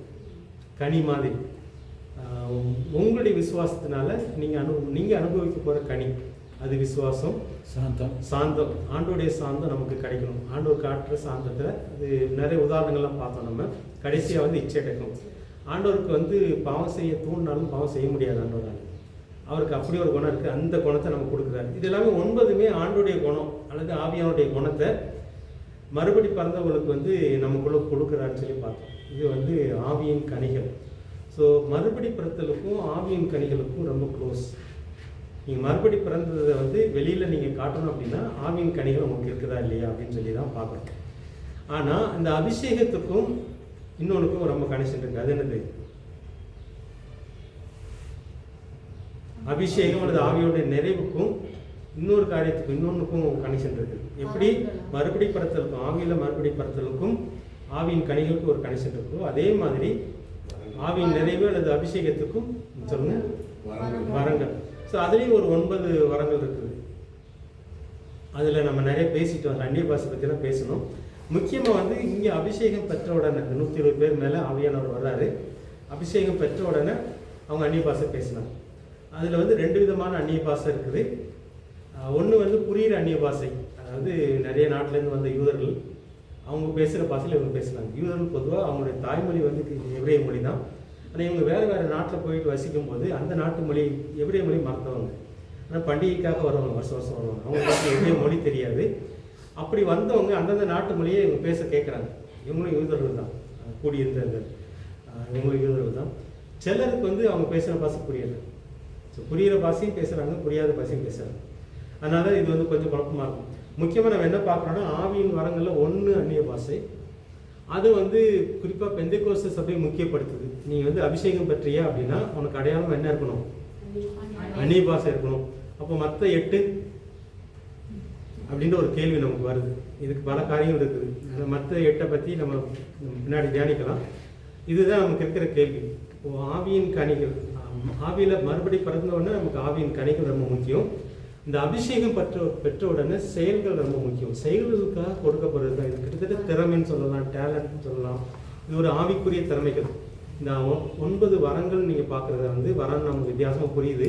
அதோட அர்த்தம் என்ன அப்படின்னா, உங்களுக்கு வந்து ஒரு செயல் செய்யணும், ஆவியானவர் நம்ம மூலமாக ஒரு செயலை செய்யணும் அப்படின்னா சில திறமைகள் நமக்கு வேணும். ஸோ அந்த திறமைகள் தான் அந்த 9. ஸோ அதில் ஒன்று தான் அந்நிய பாஷை. இப்போ நம்ம அந்நிய பாஷையே பேசுங்க, தப்பு இல்லை, ஆனால் அதை முக்கியப்படுத்துறது தான். சிலர் வந்து விளக்க சொல்லுங்க, மறந்து பற்றி விளக்கமாக சொல்லி. சரி, அந்நிய பாஷையை பற்றி நிறைய காரியங்களுக்கு நீங்கள் வந்து அந்நிய பாஷை நீங்கள் தனிப்பட்ட விதத்தில் பேசலாம். அது வந்து உங்களுடைய ஆவிக்குரிய வளர்ச்சிக்காக பேசலாம். உங்களுடைய நம்ம குறிப்பாக பார்த்தது எப்படின்னா, இப்போ வந்து கருத்தாக ஜெபிக்கலாம், ஆவியிலும் ஜெபிக்கலாம். இந்த ஆவியில் ஜெபிக்கிறது அந்நிய பாஷையில் ஜெபிக்கிறது நம்ம பார்க்கலாம். கருத்தாக ஜெபிக்கிறது என்னது? நமக்கு புரிஞ்சு நம்ம மனசுக்கு புரியுது, ஆண்டவர் எனக்கு இப்படி ஒரு வாக்குத்தத்தை கொடுத்துருக்கிறாரு, இந்த சூழ்நிலையில் ஆண்டவர் இதை செய்ய போகிறேன்னு சொல்லியிருக்கிறாருன்னு சொல்லி நம்ம சொல்லியே ஜெபிப்போம். இதுதான் கருத்தான ஜெபம். குறிப்பாக வசனங்களை சொல்லி ஜெபிக்கிறது, வாக்குத்தத்தங்களை சொல்லி ஜெபிக்கிறது தான் கருத்தான ஜெபம். ஆவியில் ஜெபிக்கிறது, அந்நிய பாஷையில் ஜெபிக்கிறது, இது கருத்து இல்லாத ஜெபம். இந்த கருத்து இல்லாத ஜெபத்தை வந்து இப்போ 10 பேர் இருக்கும்போது பண்ணக்கூடாது. 10 பேர் இருக்கும்போது நீங்கள் கருத்து இல்லாத ஜெபம் பண்ணீங்க அப்படின்னா ஒருத்தர் கருத்தை சொல்லணும். அதுதான் விளக்கம் சொல்லி பார்க்கணும். கருத்தை சொன்னால் தான் அடுத்தவர் ஆமேன்னு சொல்லலாம். அப்படி ஆமேன்னு சொல்ல முடியாத அளவுக்கு உங்களால் கருத்தை சொல்ல முடியலை, அல்லது உங்கள் பக்கத்தில் இருக்கிற ஒருத்தர் அந்த கருத்தை எடுத்து சொல்ல முடியல அப்படின்னா நீங்கள் பேசக்கூடாது. உங்களுக்கும் அவருக்கும் வச்சுக்கணும், அமைதியாக அவங்களுக்கும் வச்சுக்கணும். இதுதான் வந்து அந்நிய பாஷையில் இருக்கிற நமக்கு ஒரு தெளிவு. ஆனால் நம்ம சபைகளில் வந்து இந்த தெளிவு இல்லாதனால நமக்கு கொஞ்சம் குழப்பங்கள் இருக்குது. சில பாஸ்டர் ஸ்டேஜில் இருந்துட்டு பிரசங்கம் பண்ணிகிட்டே இருக்கிற தெரியுது, வார்த்தை இல்லைன்னு 2 அந்நிய பாஷை பேசுகிறாரு, அது என்ன கருத்துன்னு தெரியல. ஆனால் கருத்தோடு சொல்கிறவங்க இருக்காங்க, அவங்களே சொல்லுவாங்க. அந்நிய பாஷை பேசிட்டு கருத்தை சொல்கிறவங்க இருக்காங்க, அந்நிய பாஷை பேசிட்டு வேற ஒருத்தவங்க ஆவியான செயல்படுகிறது. இது வந்து ஒரு திறமைன்னு சொல்லி பார்க்கணும். ஆவிக்குரிய திறமைகள் தான் இதெல்லாம் 9மே. அதில் நிறைய இருக்குது. நம்ம ஆவியானவர் நம்ம மூலமாக செயல்படுவதற்கு நமக்கு ஒரு திறமை வேணும். அதை கொடுக்கறதுக்கு தான் இந்த ஆவியானவர் நிறைவுன்னு சொல்லி பார்க்குறோம், அது அபிஷேகம்னு சொல்லி பார்க்குறோம். சரியா? ஸோ கனிகள், மறுபிறப்பு, செயல்களுக்காக கொடுக்கப்படுகிற நிறைவு அல்லது அபிஷேகம் வந்து வரங்கள், அதாவது திறமைகள்னு சொல்லி பார்க்குறோம். இதில் ஏதாவது சந்தேகம் இருந்துச்சுன்னா கேளுங்க. நம்ம அந்நிய பாஷை வந்து நிறைய குழப்பத்துக்குரியனால நம்ம இன்னும் பேசினாலும் பேசலாம், ஆனால் ரொம்ப டைம் வேண்டாம். குறிப்பாக வந்து நான் உங்களுக்கு சொல்கிறது, நான் அந்நிய பாஷை பேசுகிறேன், ஆனால் சபையில் பேசுகிறது இல்லை. ஏன்னா எனக்கும் விளக்கம் இதுவரைக்கும் கிடைக்கல, விளக்கம் சொல்கிற ஆளும் எனக்கு கம்பெனிக்கு கிடைக்கல. இது 2 காரணங்களால் நான் சமையல் பேசுறது இல்லை. ஆனால் தனியாக பேசுவேன். எப்போ பேசுவேன் தனியாக போகிற அப்படின்னா, என்னால் ஒரு கருத்தாக ஜெபம் பண்ண முடியல. ஒரு வசனத்தை சொல்லி, ஒரு வாக்குத்தத்தை சொல்லி என்னால் ஒரு தெளிவாக ஜெபம் பண்ண முடியலும் போது மனசே ஒரு இருளாக இருக்குது, ஒரு இருளான ஒரு சூழ்நிலை. அப்படி நேரத்தில் வந்து நான் அந்நிய பாஷையில் ஜெபம் பண்ணுறது எனக்கு வழக்கம். அது எனக்கும் தேவனுக்கும் அது வந்து ரகசியம் பேசுகிறேன்னு சொல்லி இருக்குது. ஆண்டவரோடு நம்ம ரகசியம் பேசுன்னு சொல்லி இருக்குது. அதனால் அந்நிய பாஷையை நம்ம மட்டுப்படுத்தலை, பேசுங்க. ஆனால் அதோடைய அந்த பவுண்டரிக்குள்ளே, அந்த இதுக்குள்ளே இருந்து நம்ம செய்யும்போது செயல்படும்போது நல்லாயிருக்கும். ஓகே, வேறு எதுவும் கேட்க விரும்புகிறீங்களா? இப்போ அபிஷேகம் அப்படின்னா திறமைகள், ஆவிக்குரிய திறமைகள், ஆவிக்குரிய வரங்கள் செயல்படுவதற்காக. ஆவியான நம்மளை கொண்டு செயல்பட விரும்புகிறாரு, அதுக்காக அவர் கொடுக்குறது தான். இது வந்து நமக்கு இல்லை, அந்நிய பாஷையில் மட்டும் இந்த ஒரு கருத்து மட்டும். இதெல்லாம் பார்த்தீங்கன்னா நமக்கு இல்லை, சபையுடைய வளர்ச்சிக்காக. இந்த ஆவியின் கனிகள் பார்த்தீங்கன்னா நமக்கே ருசிக்கலாம். இந்த ஆவியின் கனிகள் வந்து நம்மளே அதை அனுபவிக்கிறதுக்காக கொடுக்குறாரு. ஆனால் ஆவியின் மரங்கள் வந்து சபை பக்தி விருத்தி அடைவதற்காக, மற்ற விசுவாசிகள் வந்து பலப்படும். இப்போ வந்து அங்கேயும் ஒரு விசுவாசம் இருக்குது, ஆவியின் கனிகள்லையும் விசுவாசம் இருக்குது, ஆவியின் வரங்கள்லையும் விசுவாசம் இருக்குது. ஏன் 2க்கும் என்ன வித்தியாசம்? ஏற்கனவே பார்த்தது தான். நம்ம மற்ற விசுவாசம் நம்மளை வளர்த்து. ஓகே, இங்கே இருக்கிற கனிகள் இருக்கிற விசுவாசம் நமக்கு விசுவாசத்தின் மூலமாக சில காரியங்களை பெற்றுக்கொள்வதற்கு, செயல்படுத்துவதற்கு. அந்த விசுவாசம்னு பார்த்தீங்கன்னா நடைமுறையில் வித்தியாசமாக இருக்கும். ஆனால் ஆண்டு ஒன்று சொல்லியிருப்பார், இதை செய்வேன்னு சொல்லி. அதை வந்து அந்த கண்ணில் பார்க்கணும். அதாவது ஆண்டவருக்கு நாங்கள் ஏற்கனவே உதாரணத்துக்கு சொன்னது, என் கால் வந்து 2 வருஷமாகவே நடக்கிற கொஞ்சம் பிரச்சனை இருக்குது. ஆனால் எனக்கு கொடுத்த வாக்குத்தத்த வசனம், உன்னுடைய கால்களை மான்களின் கால்களை போலாக்கி உயர் ஸ்தலங்களே நடக்க பண்ணுவேன். இந்த 2க்குமே எனக்கு அர்த்தத்தை ஆண்டவர் சொல்லி கொடுத்துருக்காரு. உயர் ஸ்தலங்கள்லாம் என்ன, நான் நடக்க போகிற இடம் எது அப்படின்றது விளக்கியிருக்காரு. கால்களை வந்து இப்போ வந்து நான் இப்போ நடைமுறையில் பார்த்தீங்கன்னா இப்போதைக்கு இப்போ கொஞ்சம் பரவாயில்ல, முன்னாடி ரொம்ப வீக்காக இருந்துச்சு 2-3 மாதத்துக்கு முன்னாடி. நடைமுறையில் பார்க்கும்போது அதுக்கு சம்மந்தமே இல்லை. இப்போ வந்து ஆபிரகாமுக்கும் சாராளுக்கும் 99 வயசில் வந்துட்டு உனக்கு குழந்தை தருவேன்றாரு. எல்லாம் முடிஞ்சு போச்சு. அவங்களால அதை பார்க்கலாம் முடியாது, குழந்தை எதிர்பார்க்கலாம் முடியாது. ஆனால் ஆண்டவர் கொடுத்த வாக்கு தத்தத்தை நம்பணும். அடுத்த வருஷம் அவனுக்கு குழந்தை கிடைக்கும். இதை வந்து அவங்க விசுவாச கண்ணால் பார்க்கணும். அதை பார்க்குறதுக்கு முன்னாடி ஆண்டவருக்கு சொன்ன வசனங்கள், நட்சத்திரத்தை காட்டினது, அவருக்கு கொடுத்த வாக்கு தத்துவம், மகன் மூலமாக அவ்வளோத்து ஆசீர்வதிப்பார், இதெல்லாம் அவர் நினச்சா அந்த வசனங்கள். இந்த விசுவாசம் எப்படி வரும் அப்படின்னா, ஆண்டவர் கொடுத்த வசனங்களை நினச்சி தான் வரும், சும்மாலாம் வராது. இது குருட்டு விசுவாசம்லாம் கிடையாது. இந்த விசுவாசத்தின் மூலமாக ஆண்டவர் நமக்கு சொன்ன ஒரு சம்பவத்தை, சொன்ன ஒரு வாக்குத்தத்தை அடைகிறது தான் தனிப்பட்ட வாழ்க்கையில் ஆவியின் கனிகளில் உள்ள விசுவாசம். வரங்கள்னா வரங்கள்ல இருக்கிற விசுவாசம்.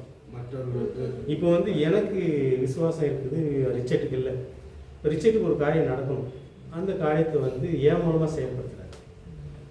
நான் ஆரண்ட கூட சொன்னேன், இப்போ வந்து உன் விசுவாசத்தினால நீ வந்து உன் நோயை ஜெயிக்கலாம், உனக்கு ஒரு நோயை ஜெயிக்கலாம். ஆனால் உங்கள் அம்மாவுக்கு ஒரு நோய் வந்துச்சு அப்படின்னா உன் விசுவாசத்தினால அதை குணப்படுத்தலாம். அம்மாவுக்கு விசுவாசம் இல்லை, ஆனால் உன் விசுவாசத்தினால அம்மாவுடைய நோயை குணப்படுத்தலாம். அந்த மாதிரி செயல்படுறது தான் வந்து வரங்கள் உள்ள விசுவாசத்தில் உள்ள வித்தியாசம். இது ரெண்டுக்குள்ள வித்தியாசம் புரிஞ்சிச்சுன்னு நினைக்கிறேன்ல. இதே மாதிரி பார்த்தீங்கன்னா விசுவாசம் ஆயுதமாகவும் இருக்குது. சர்வாயுத வர்க்கத்துலையும் இந்த விசுவாசம் வருது. விசுவாசம் எங்கெல்லாம் இடிக்குதுன்னு பார்த்துக்கோங்க, இதுக்கெல்லாம் வித்தியாசம் இருக்குது. இப்போ சர்வாயுத வர்க்கத்தில் வர்ற விசுவாசம் எதை குறிக்குது? சமாதானம். இப்போ நீங்கள் இந்த நீங்கள் இப்போ ரெண்டையும் செயல்படுத்துறீங்க. உங்களுடைய தனிப்பட்ட வாழ்க்கையில் விசுவாசம் செயல்படுத்துறீங்க. ஒரு காரியத்துக்காக ஆண்டவர் கொடுத்த வாக்குத்தத்தை எனக்கு கிடைக்கும்ன்றீங்க, நீங்கள் நம்புறீங்க, கண்ணுக்கு தெரியல, அதை விசுவாசத்தில் பார்க்குறீங்க. ஆனால் அதை பார்க்க விடாமல் சாத்தான் பல சந்தேகங்களை, கவலைகளை அல்லது கலைகளை விதைக்கலாம். ஸோ இதுதான் தீக்கணைகள். சாத்தானுடைய தீக்கணைகள் அப்படின்னா, நம்ம விசுவாசிக்கிறோம் ஒரு காரியத்தை, அது நடக்காதுன்னு சொல்லி சாத்தான் பல காரியங்களை மனசில் போட்டுகிட்டே இருக்கலாம். கவலைகளை போடலாம், சந்தேகங்களை போடலாம், குழப்பங்களை போடலாம், பயத்தை போடலாம். ஸோ இதை தடுக்கிறதுக்கு ஒரு விசுவாசம் வேணும். எப்படி தடுப்பீங்க? இதுதான் சர்வாயுத வர்க்கத்துக்கு ஒரு விசுவாசம். இதுக்கும் வசனம் தான். இப்போ இயேசுகிட்ட வந்து சாத்தான் சொல்கிறான், இப்படி எழுதியிருக்கே அப்படின்னு சொல்லி அவர் இன்னொரு வசனத்தை சொல்லி தடுக்கிறார். ஸோ இது தடுக்கிறதுக்கும் வசனம் தான் முக்கியம். அந்த வசனத்தை சொல்லி தான் நீங்கள் தடுக்கணும். இல்லை எனக்கு இதை சொல்லியிருக்குது, இப்போ வந்து உன் நோய் சரியாகாது அப்படின்னு சாத்தான் சொல்கிறோம். அது டாக்டர் சொல்கிறாங்க. நேற்று கூட ஒருத்தங்க சொல்லும் போது, வசந்தின்னு சொல்லி அந்த ஃபஸ்ட் மகன் டாக்டர் சொல்கிறார், உன் மகனுக்கு வந்து சாகிற வரைக்கும் மருந்து சாப்பிடணும் அப்படின்னு சொல்லி. இது டாக்டருடைய ரிப்போர்ட். ஆனால் நம்ம என்ன சொல்லணும்? ஒரு விசுவாசியாக நம்ம என்ன சொல்லணும்? என் மகன் சாகிற வரைக்கும் மருந்து சாப்பிட்றதுக்கு நான் ஆண்டவர் நான் நம்புறேன், ஆண்டவர் விட மாட்டார்.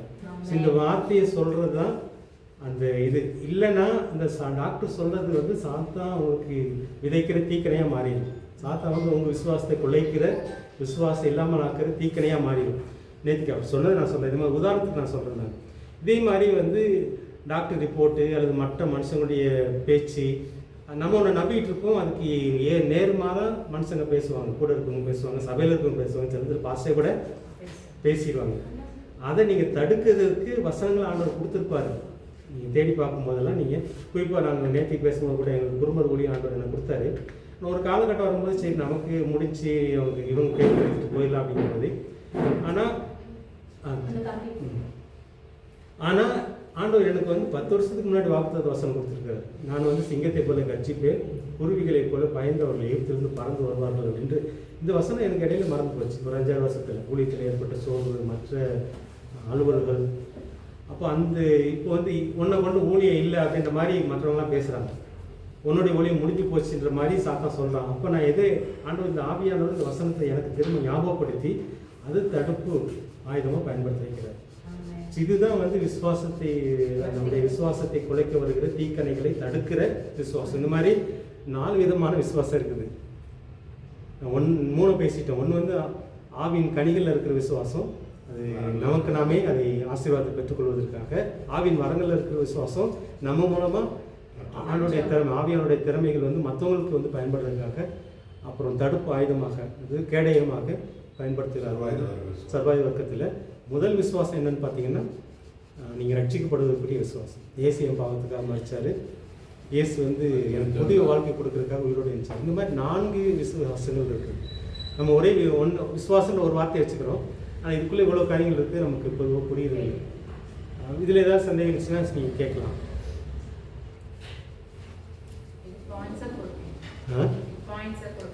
நான் இது கொடுத்துறேன், இந்த புக்கு நான் கொடுக்கும்போது சேர்த்து கொடுத்துறேன். ஏதாவது சந்தேகம் இருக்குதா அந்த விசுவாசத்தை பற்றி, அபிஷேகத்தை பற்றி? அபிஷேகம், வரங்கள், இந்த அபிஷேகம் வந்து வரங்களோட சேர்ந்து வருது. இது வந்து உங்களுடைய அனுபவங்களை நீங்கள் சொல்லலாம் அல்லது நீங்கள் எழுதவும் செய்யலாம். உங்களுக்கு எப்படி இருந்துச்சு? அதாவது குறிப்பாக நம்ம போன வாரத்தில் பார்த்தோம், பவுலுக்கு வந்து அபிஷேகம் எப்படி இருந்துச்சு, மறுபிறப்பு எப்படி இருந்துச்சு? யாராவது யோசிக்கிறீங்க? பவுலுடைய வாழ்க்கை ரொம்ப முக்கியமான வாழ்க்கைனால நம்ம பார்க்குறோம். பவுலுடைய வாழ்க்கையில் வந்து மறுபிறப்பின் அனுபவம் எப்படி இருந்துச்சு, அபிஷேக அனுபவம் எப்படி இருந்துச்சு, ஞானஸ்நானம் எப்படி நடந்துச்சு? ஸ்தேவான் மரணப்போ அவர் வந்து ஓகே உணர்ந்தார். ஓகே.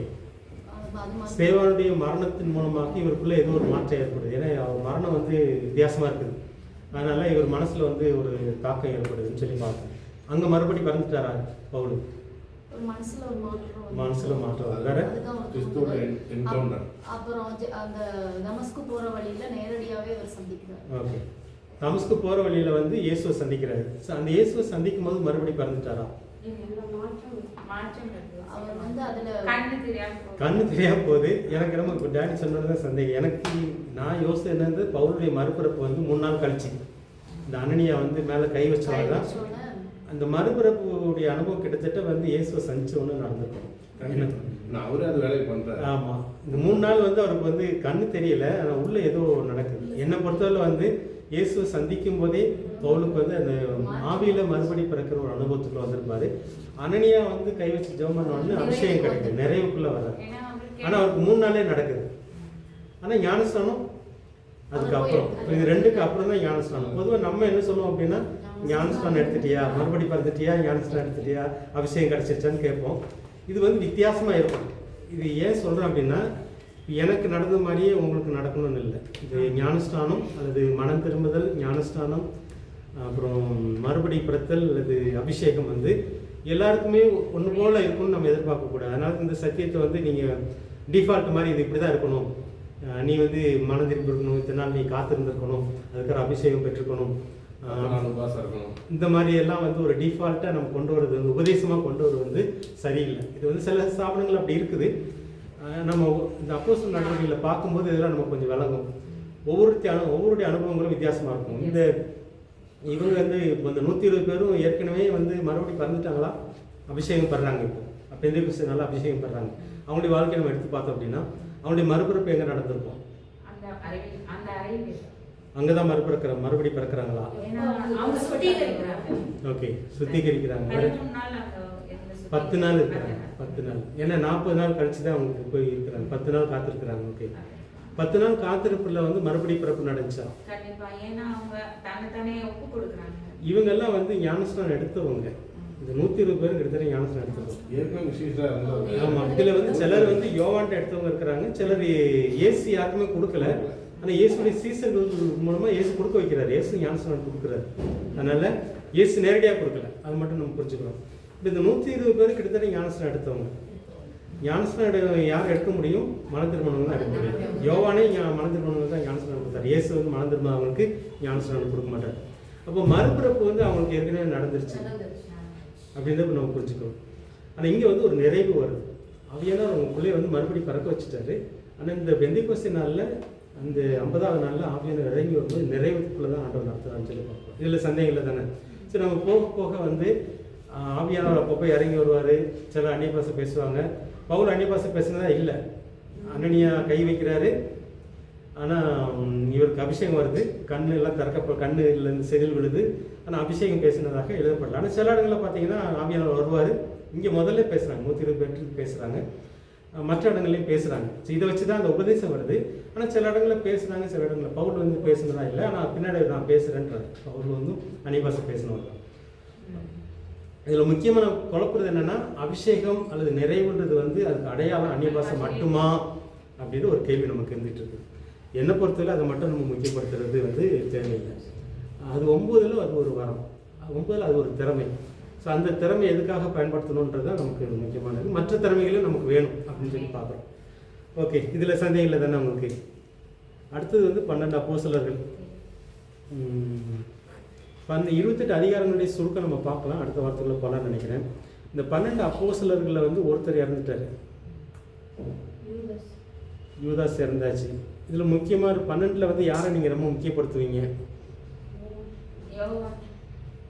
யோவான் 12 பேரில் டாப் லீடர் யாருன்னு நீங்கள் பேதுரு.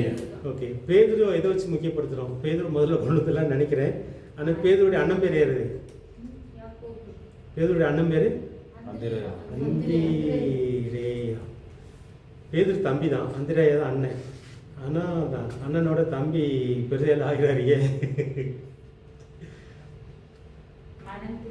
ஃபர்ஸ்ட் சீசன் ஆனது யார் இந்த 2 பேர்ல? அந்திரேயா. இப்போ அந்திரேயா தான் முதல்ல இயேசுக்கு சீசர் ஆகுறாரு. இவர் தான் போய் பேதுருகிட்ட சொல்றாரு, சொல்லி பேதுவாங்க. அந்திரேயோடைய ரோல் வேற, அந்திரேயோடைய முக்கியத்துவம் வேற அப்படின்னு சொல்லி பார்க்குறோம். அவர் ரொம்ப ப்ராமினெண்ட்டாக வரல, ஆனால் அவர் ஊழியம் செஞ்சிருக்காரு. அவரும் ரத்த சாட்சியாக மறிச்சவர் தான். நம்ம அதெல்லாம் பார்க்க போகிறோம், எத்தனை வயசுல மறிச்சாரு அப்படின்றத. குணாதிசயம் தான் அவரை டாப்ல கொண்டு வந்துச்சு. பேதுரோட குணாதிசயம், குணாதிசயம். ஓகே. பேதுரு ஏன் டாப்பு போடுறாருன்னா, அவர் தான் ஃபர்ஸ்ட் போப்பு. ஆர்சி மக்கள் சொல்றது அதான், பேதுரு தான் ஃபர்ஸ்ட் போப்புன்னு சொல்லுவாங்க. சபைக்கு தலைவர் அவர் தான், யூத சபைக்கு தலைவர் அவர் தான். அவர் வந்து ஒரு அப்போஸ்தலர், யூதர்களுக்கு அப்போஸ்தலர் பேதுரு. எப்படி பவுல் வந்து பிரஜாதிகளுக்கு அப்போஸ்தலரோ, பேதுரு வந்து யூதர்களுக்கு அப்போஸ்தலர். அதனால தான் முதல் பிரசங்கம் வந்து அவர் மூலமாக 3000 பேர் ரட்சிக்கப்படுறாங்க. ஸோ இந்த முக்கியத்துவம் வந்து அந்த முதல் பிரசங்கத்தில் தான் வருது. அவர் வந்து ஒரு நம்ம இயேசு கூட இருக்கும்போது நிறைய பேசிகிட்டு இருப்பார், அதெல்லாம் நம்ம பார்க்க போகிறோம். ஆனால் இயேசு பல்லவத்துக்கு போனதுக்கப்புறம் பேதுரு தான் முதல்ல. அந்த 11 பேரில் 12 பேர் இப்போ மத்தேயு வந்துட்டார், தேர்ந்தெடுத்துட்டாங்க. 12 பேரில் பேதுரு தான் எழுச்சி பேசுகிறார், முதல்ல பேச ஆரம்பிச்சு சொல்லி பார்க்கணும். அது மூலமாக அதனால தான் இன்னொரு காரியம், இந்த கல்லின் மீது என்னுடைய சபையை கட்டுவேன்றது. பேதுருக்கு வந்து அவருடைய பேர் சீமோன், இயேசு தான் அவருக்கு பேதுருன்னு பேர் வைக்கிறார். பேதுருடைய பேருடைய அர்த்தம் பாறை, கல்பாறை. இப்போ கல்பாறை மாதிரி அந்த மாதிரி பல அர்த்தங்கள் இருக்குது. இப்போ வந்து யூத சபைக்கு வந்து பேதுரு தான் தலைவர் அப்படின்றது வந்து ஆண்டவரே கொடுக்குறதுக்காக. இதனால தான் பேதுரு வந்து முக்கியத்துவம் பெறார். முதல் பிரசங்கம் பண்ணாரு, அவங்க மூலமாக 3000 பேர் ரட்சிக்கப்படுறாங்க. அதுக்கப்புறம் அந்த நாட்கள்லையும் பார்த்தீங்கன்னா எருசலேம் சபைக்கு 3 பேர் தலைவராக இருப்பாங்க. அதில் முக்கியமானது பேர். மற்ற 2 பேரில் யோவான் இருப்பாங்க, யாக்கோபு இருப்பாங்கன்னு நினைக்கிறேன். 3 பேர் பெரிய தலைவர்கள் எருசலேம் சபைக்கு. கிட்டத்தட்ட 5000 பேர் உள்ள சபை. இப்போயே நம்ம பார்க்குறோம் 10,000 பேர் இருந்தால் பெரிய சபைன்னு பார்க்குறோம். அந்த காலத்தில் 5000 பேர் சபைன்றது வந்து பெரிய சபை. ஸோ அந்த சபைக்கு வந்து பேதுரு தலைவராக இருக்கார். ஸோ அதனால பேதுருவோட முக்கியத்துவத்தை பார்க்குறோம். பேதுரு மூலமாக நிறைய அற்புதங்கள் நடக்குது. அது ஒரு இன்னொரு காரணம்னு சொல்லி பார்க்கலாம். அந்திரேயா வந்து ரொம்ப முக்கியத்துவம் பெறலை. ஆனால் அந்திரேயா வேலை வந்து பேதுரை கூட்டிகிட்டு வந்தது வேலை. சிலருக்கு அந்த மாதிரி ஊழியங்கள்லாம் இருக்கும். இப்போ ஏசிட்ட கூட்டிகிட்டு வர ஊழியர்கள், அப்புறம் அவங்க பெரிய ஆளாயிரம், அவங்க பெரிய வேலையை செய்வாங்க. ஆனால் அந்திரேயக்கூடிய காரியங்கள் இருக்குதுன்னு சொல்லி பார்க்கணும். அடுத்ததில் பார்த்தீங்க அப்படின்னா வேறு யார் டாப்பில் வந்தீங்கன்னா? ஓகே. யாக்கோபு அண்ணன், தம்பி வந்து யோவான். ஆனால் யோவானோட யாக்கோபோட யோவான் பெரிய ஆளாயிரார். ஏன் யோவான் முக்கியப்படுத்துகிறோம்? இவங்க 4 பேருமே அண்ணன் தம்பி. இதில் வந்து யோவான் எதனால முக்கியப்படுத்துகிறோம்? சாப்டர் எழுதியிருக்காரு யோவான். ஓகே. அது கிடைச்சிருக்கு. ரெண்டாவது பிரியமான இயேசுக்கு ரொம்ப க்ளோஸாக இருந்தவர். பிசிக்கலாக இருக்கும்போது இயேசுக்கு ரொம்ப க்ளோஸாக இருந்தவர். சின்னவர். இதில் அந்திரேயை தவிர இந்த 3 பேருமே, இப்போ இயேசுக்கு 12 சீசர்கள், அவருக்கு வந்து நிறைய சீடர்கள் இருந்தாங்க. அதில் 12 பேர் அப்போஸ்தலர்கள். 12 பேரில் 3 பேர் ரொம்ப க்ளோஸ். அந்த 3 பேர் இதில் வந்துடுறாங்க. இந்த பேதுரு, யாக்கோபு, யோவான், இந்த 3 பேருமே க்ளோஸ் சர்க்கிளில் இருக்கிறவங்க. இவங்களுக்கு தான் இந்த மறுரூப மலை அனுபவம் கிடைக்கிது. வேறு என்ன கிடைக்கிது? சில இடத்துல வந்து இந்த 12 வயசுல உள்ள ஒரு பெண்ணை உயிரோடு இருக்கும்போது இவங்க 3 பேர் தான் கூட்டு போவார், மற்றவங்க வெளியில் இருக்கும்பாரு. அதுக்கப்புறம் கெஸ்மேனி தோட்டத்தில் வந்து ஜெபம் போகும்போது மற்றவங்களாம் ஒரு இடத்துல இருங்க, நீங்கள் 3 பேர் கிட்ட வந்துடுங்க அப்படின்ற மாதிரி சொல்லுவாங்க. இந்த மாதிரி ஒரு முக்கியத்துவம் 3 பேருக்கு இருந்து பார்ப்போம். இந்த 3 பேரும் இதுக்குள்ளே இருக்கிறாங்க, க்ளோஸ் சர்க்கிளில் இருக்கிறாங்கன்னு சொல்லி பார்ப்போம். அதில் யோவான் ஒருத்தர். ஆனால் யாக்கோபு ஒரு ஸ்பெஷல் உண்டு, யோவானுக்கு ஒரு ஸ்பெஷல் உண்டு. யோவான் வந்து இயேசு கூட க்ளோஸாக இருந்தவர். இந்த 12 பேர்லேயே ரொம்ப க்ளோஸாக, பக்கத்தில் ஃபிசிக்கலாக க்ளோஸாக இருந்தவர். வேற யாக்கோபு இடி முழக்கத்தின் இவங்க 2 பேருமே இடி முழக்கம். ஆனால் 2 பேருமே ஒரு மாதிரி, எதுக்காக இடி முழக்கத்தின் மகன்கள்னு சொன்னார், பேர் வச்சாரு. சவுண்டாக பேசு, தடப்படான்னு செய்வாங்க. ஒரு இடத்துல வந்து இயேசு ஏற்றுக்கல, உடனே என்ன சொல்கிறாங்க, 2 பேர் அனந்த 2 பேரும் சொல்கிறாங்க, வானத்துலேருந்து அக்கினி இறக்கட்டுமா அடிச்சிடலாம் அப்படின்ற மாதிரி. இதனால தான் அவங்க பேர் கிடைக்குது. இன்னொன்று வந்து பார்த்தீங்கன்னா, இவங்க துணிச்சலாக ஏசிட்ட போய் கேட்குறாங்க, லெஃப்ட் அண்ட் ரைட் நாங்கள் இருக்கலாமா. இவங்க அம்மா வச்சு கேட்க வைக்கிறாங்க, இவங்களும் கேட்குறாங்க. இப்போ இவங்களுக்கு மற்றவங்களுக்குலாம் பொறாம வருது இவங்க மேலே. ஸோ அந்த மாதிரி ஆளுங்க இவங்க வந்து தடப்படான்னு செய்கிறவங்க. எதுவுமே அந்த மாதிரி, அதான் இடி முழக்கத்தின் மக்கள்னு சொல்லி 2 பேருக்குமே அந்த பேர் கிடைக்குது. இதில் யாக்கோபுடைய ஸ்பெஷல் பார்த்தோம் அப்படின்னா, யூதாஸ் மறிச்சதுக்கப்புறம் இவர் தான் ரத்த சாட்சியம் மறிக்கும். 12 பேரில் முதல் ரத்த சாட்சியம் மறிச்சவர் இந்த யாக்கோபுன்னு சொல்லி பார்ப்போம். வேறு ஏதாவது 4 பேரில்? ஸோ அந்திரேயை பற்றி அவ்வளோவா இல்லை நமக்கு. பேதுருட்ட போய் தம்பிகிட்ட போய் இயேசு அறிமுகப்படுத்துகிறாரு, கூப்பிட்டு வந்து இன்ட்ரடியூஸ் பண்ணுறாரு, அவ்வளோதான். மற்ற காரியங்கள் அவ்வளோவா இல்லை. ஆனால் இதெல்லாம் எக்ஸ்ட்ரா ஹிஸ்டாரிக்கல் புக்கில் பார்க்கும்போது தான் இவங்களுடைய ஊழியங்கள் எங்கெங்கே போய் எந்தெந்த நாட்டில் ஊழியம் செஞ்சாங்க, எந்த வயசில் மறிச்சாங்க அப்படின்லாம் இருக்குது. இதில் கிட்டத்தட்ட பார்த்தீங்கன்னா யாக்கோபு வந்து 44 வயசில் மறிச்சிருப்பான்னு சொல்லுவாங்கன்னு நினைக்கிறேன். இதெல்லாம் வந்து இதில் இல்லை, சரித்திர புஸ்தகத்தில் இருக்குது. 44 வயசில் இவர் வந்து கிட்டத்தட்ட எருசலேமிலேயே இவரை சிறைச்சேதம் பண்ணுறாரு. எந்த ராஜா பண்ணுறாரு?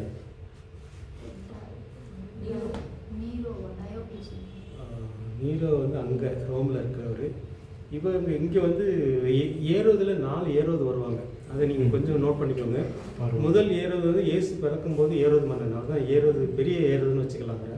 ஏரோது தான் ஏரோதுன்ற பேர் 4 பேருக்கு வரும், அதனால இந்த குழப்பம் இருக்கும் நமக்கு. பெரிய ஏரோதுன்றது வந்து இயேசு பிறக்கும்போது அந்த 2 வயசு ஆண் பிள்ளைகள்லாம் கொலை சொன்னார், அவர் தான் பெரிய ஏரோது. அதுக்கப்புறம் அவர் செத்துட்டாரு, நீ குழந்தைய தூக்கிட்டு போவோம், அது 2வது ஏரோது. அது யார்? அவருடைய மகன். அவர் வந்து அந்திப்பா ஏரோதுன்னு இருக்கும். ஏரோது அந்திப்பா. அவர் வந்து அவர் செஞ்ச ஒரு மோசமான ஒரு செயல் இருக்கும், ஞாபகம் இருக்க யாருக்காவது? பெரிய ஏரோது வந்து 2 வயசு பிள்ளைகள்லாம் ஆண் பிள்ளைகள்லாம் கொன்றவர், கொன்னவர். தலையை வெட்டி யோவனுடைய தலையை வெட்ட வச்சவர் இந்த அந்திப்பா ஏரோது. இவர்கிட்ட தான், இந்த அந்திப்பா ஏரோதுகிட்ட தான் இந்த பிலாத்து அனுப்புவார். இவர் வந்து கலிலேய கவர்னர். இப்போ இயேசு வந்து விசாரணை பண்ணும்போது முதல்ல யூத தலைவர் விசாரணை பண்ணுவாங்க, 2வது பிலாத்துட்டு அனுப்புவாங்க. பிலாத்துக்கும் இந்த ஏரோதுக்கும் பிரச்சனை இருக்கும், இந்த அந்திப்பா ஏரோதுக்கும். ஆனால் இயேசு மூலமாக 2 பேர் ஃப்ரெண்ட் ஆயிடுவாங்க. இந்த பிலாத்துட்டையா இயேசு பேசுவார், இந்த அந்திப்பா ஏரோதுகிட்ட பேச மாட்டார் இயேசு. ஏன்? பிலாத்துட்ட கேள்வி சில நேரம் பதிலாக சொல்லுவார். ஆனால் இவன் இந்த அந்திப்பா ஏரோது இயேசு பார்க்கணும்னு ஆசையாக இருந்தான். எதுக்காக ஆசையாக இருந்தான்?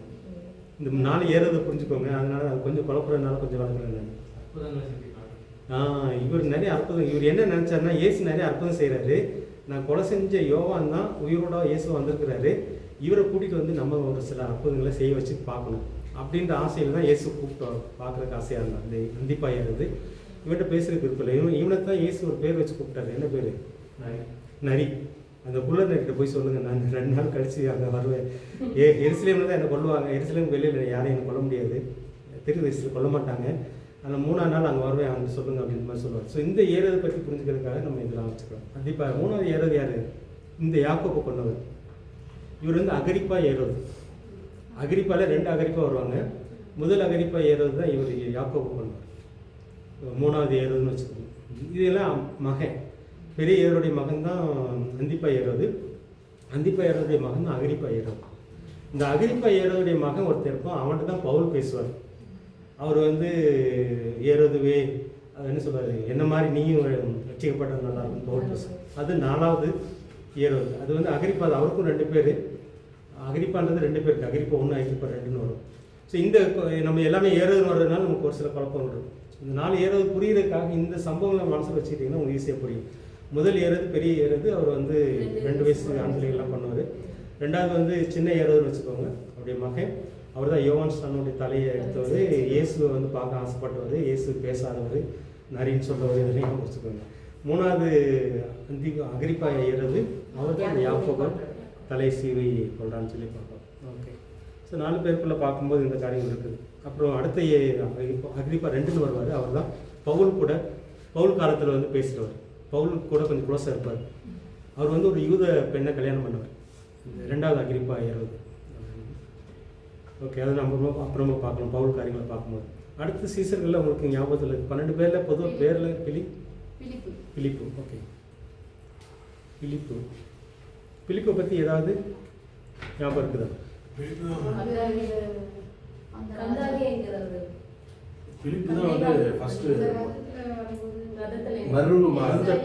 அந்த பிலிப் வந்து 12 பேரில் ஒருத்தரா?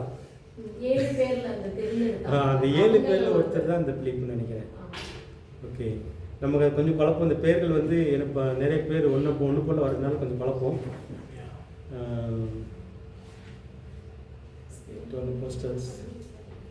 சைமன் பீட்டர், இங்கிலீஷில் இருக்கனால ஆண்ட்ரூ, இதில் பார்த்தீங்கன்னா பேதுரு மறித்தது கிட்டத்தட்ட 66. இந்த இவங்கெல்லாம் பார்த்தீங்கன்னா இயேசு ஒரு வயசு 3 வயசு இந்த மாதிரி ஒரு கணக்கு வச்சுக்கோங்க. இந்த கிபின்றது ஆரம்பிக்கும் போது 1 2 3 3 அந்த வயசில் தான் இயேசுடைய வயசு, இயேசு பிறக்கிற காலங்கள்.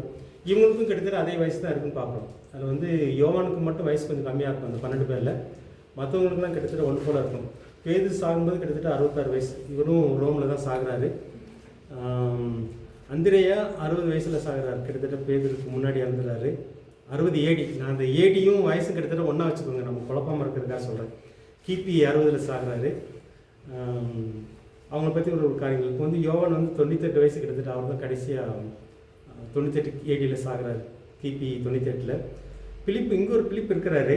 இந்த பிலிப்பை பற்றி, இந்த பிலிப்புக்கும் அங்கே போனாருங்க பாருங்க, இந்த இவற்றை போகிறது, அந்த 2 பிலிப்பில் கொஞ்சம் வித்தியாசம் வச்சுங்க. அது 7 பேரில் ஒருத்தர், இந்த பிலிப்பு வந்து அப்போ 2 பிலிப்பு இருக்காங்கன்னு வச்சுக்கோங்க. ஸோ இந்த பிலிப்பை பற்றி நீங்கள் பார்த்தீங்க அப்படின்னா அப்பத்தை கேட்பாரு அவர் இவர் அந்த பிலிப்பு தான். ஆமாம் ஆமாம். இந்த ஆப்பிரிக்கா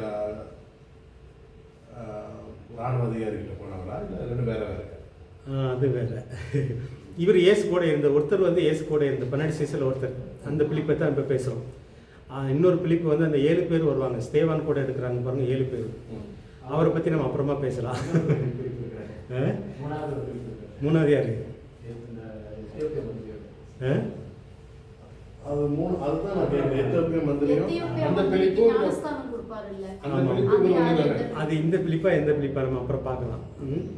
இப்போதைக்கு வந்து இவர் இப்போ வந்து இயேசு கூட இருக்கும்போது, ஏன்னா இவங்க சம்பவங்கள் அதிகமாக இல்லைல்ல, குறிப்பாக வந்து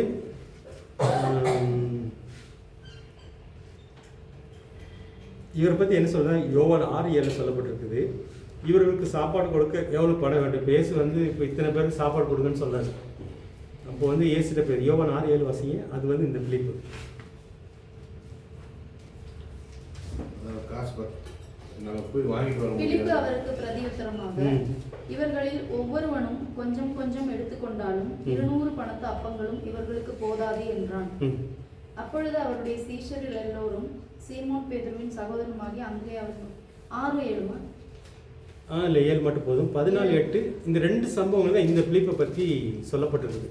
இயேசு கூட இருக்கும்போது நடந்த சம்பவங்கள். சரி, 14 பிலிப்பு அவரை நோக்கி, ஆண்டவரே, பிதாவை எங்களுக்கு காண்பியும், அது எங்களுக்கு போதும் என்றான். ஸோ இந்த 2 சம்பவங்கள் தான் பிலிப்பை பற்றி இருக்குது. பேதுரு பற்றி நிறையா இருக்குது, யோவானை பற்றி நிறையா இருக்குது, யாக்கோவை பற்றி இருக்கலாம்னு நினைக்கிறேன். ஆனால் பிலிப்பை பற்றி இருக்கிறது வந்து ரொம்ப கம்மியாக தான் இருக்குது. சில சீசர்களை பற்றி ஒன்றுமே இல்லை, ஒன்றுமே எழுதப்படலை, ஆனால் ஒன்றுமே செய்யலைன்றதுக்கு அர்த்தம் இல்லை. ஸோ இவர் வந்து இந்த பிலிப்பை கூப்பிட்டோன்னு வந்து இவர் மூலமாக இன்னொரு சீடர் வர்றாரு. அவர் தான் அடுத்த சீடர், பார்த்தலோமி. ஸோ பிலிப்பு வந்து அதுக்கப்புறம் எந்த நாட்டுக்கு போகிறாரு, எங்கே சாகுறாருன்றதை நம்ம அப்புறம் பார்க்கலாம். நான் அது கலெக்ட் பண்ணிவிட்டு சொல்கிறேன். நான் இப்போதைக்கு இதுதான் 2 சம்பவங்கள் நமக்கு ஞாபகம் வச்சுக்கணும். இதில் பார்த்தீங்கன்னா இவர் வந்து 2 சம்பவங்களில் குறிப்பிடுறது கடைசி நிலை. இவர் வந்து இந்த பெருகியா ஆசியா மைனர் இங்கே தான் கொல்லப்படுறாருன்னு சொல்லி பார்க்குறோம். இந்த பிலிப்பு இவருடைய வயசு கிட்டத்தட்ட அல்லது கிபி 80 வந்து இவர் சாகடிக்கப்படுறார். பிலிப்பு நம்ம 5வது நம்பரை பார்க்குறோம். ஃபர்ஸ்ட் நம்பர் பேதுரு, 2வது அந்திரேயா, 3வது யோவான், 4வது யாக்கோபு, 5வது பிலிப்பு. இந்த பிலிப்பை பற்றி 2 சம்பவங்கள் மட்டும் எழுதப்பட்டிருக்கு. 2 காரியம் இயேசு கூட இருக்கும்போது. ஒன்று வந்து இவங்களுக்கெல்லாம் எப்படி சாப்பாடு கொடுக்குறன்ற ஒரு கவலைப்படுறாரு, அது சோதிக்கிறதுக்காக கேட்குறது இயேசு. இன்னொன்று வந்து பிதாவை காண்பியும். இயேசு நான் போகிறேன்னு சொல்கிறாரு, போயிட்டு ஆவியானவர் அனுப்புன்னு சொல்லும்போது எங்களுக்கு பிதாவை காட்டுங்க, அது போதுன்றாரு. என்ன பார்த்தோம், பிதாவை பார்த்தோன்னு சொல்லி பிலிப்பிட்ட வளர்க்குறாரு. ஸோ இந்த காரியங்கள் தான் இவரை பற்றி நமக்கு சுவிசேஷத்தில் எழுதப்பட்டது. அடுத்தது இவர் மூலமாக வந்தவர் நத்தானியல், பார்த்தலேமி. இந்த பிலிப்பு தான் இந்த நத்தானியலை போய் கூப்பிட்டு வர்றாரு. பார்த்தலேமி அவர் 2 பேர் இருக்குது. இவர் வந்து இந்த பிலிப்பு இயேசுவை பார்த்துட்டு இயேசுடைய சீசர் ஆகிட்டாரு. இவன்கிட்ட நத்தானியல்கிட்ட போய் சொல்கிறாரு, இந்த மாதிரி நாங்கள் மேசியை பார்த்தோம் அப்படிங்கும்போது. அப்போ நாசிரியத்துக்காரர் அவர் அப்படின்னு சொல்லும்போது, நாசிரியத்துலேருந்து நமக்கு என்ன நன்மை கிடைக்கும்னு சொல்கிறவர் தான் இந்த நத்தானியல்னு சொல்லி பார்ப்போம். அத்தி மரத்தில் இருக்கும்போது நான் பார்த்தேன்றது. ஸோ இதை பற்றி இந்த பிலிப்பு நத்தானியலை பற்றி இந்த 2 சம்பவங்கள் வேறு பெருசாலாம் இல்லை.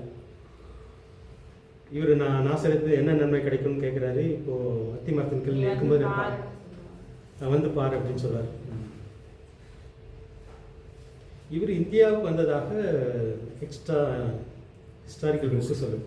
இந்த நத்தானியல் இவர் வந்து பர்த்தலமி வந்து இந்தியாவுக்கு வந்ததாக சொல்லுது. ஆனால் வேறு இருக்கும் நார்த் இந்தியாவுக்கு வந்தோம். நார்த் இந்தியா வந்திருக்கணும்.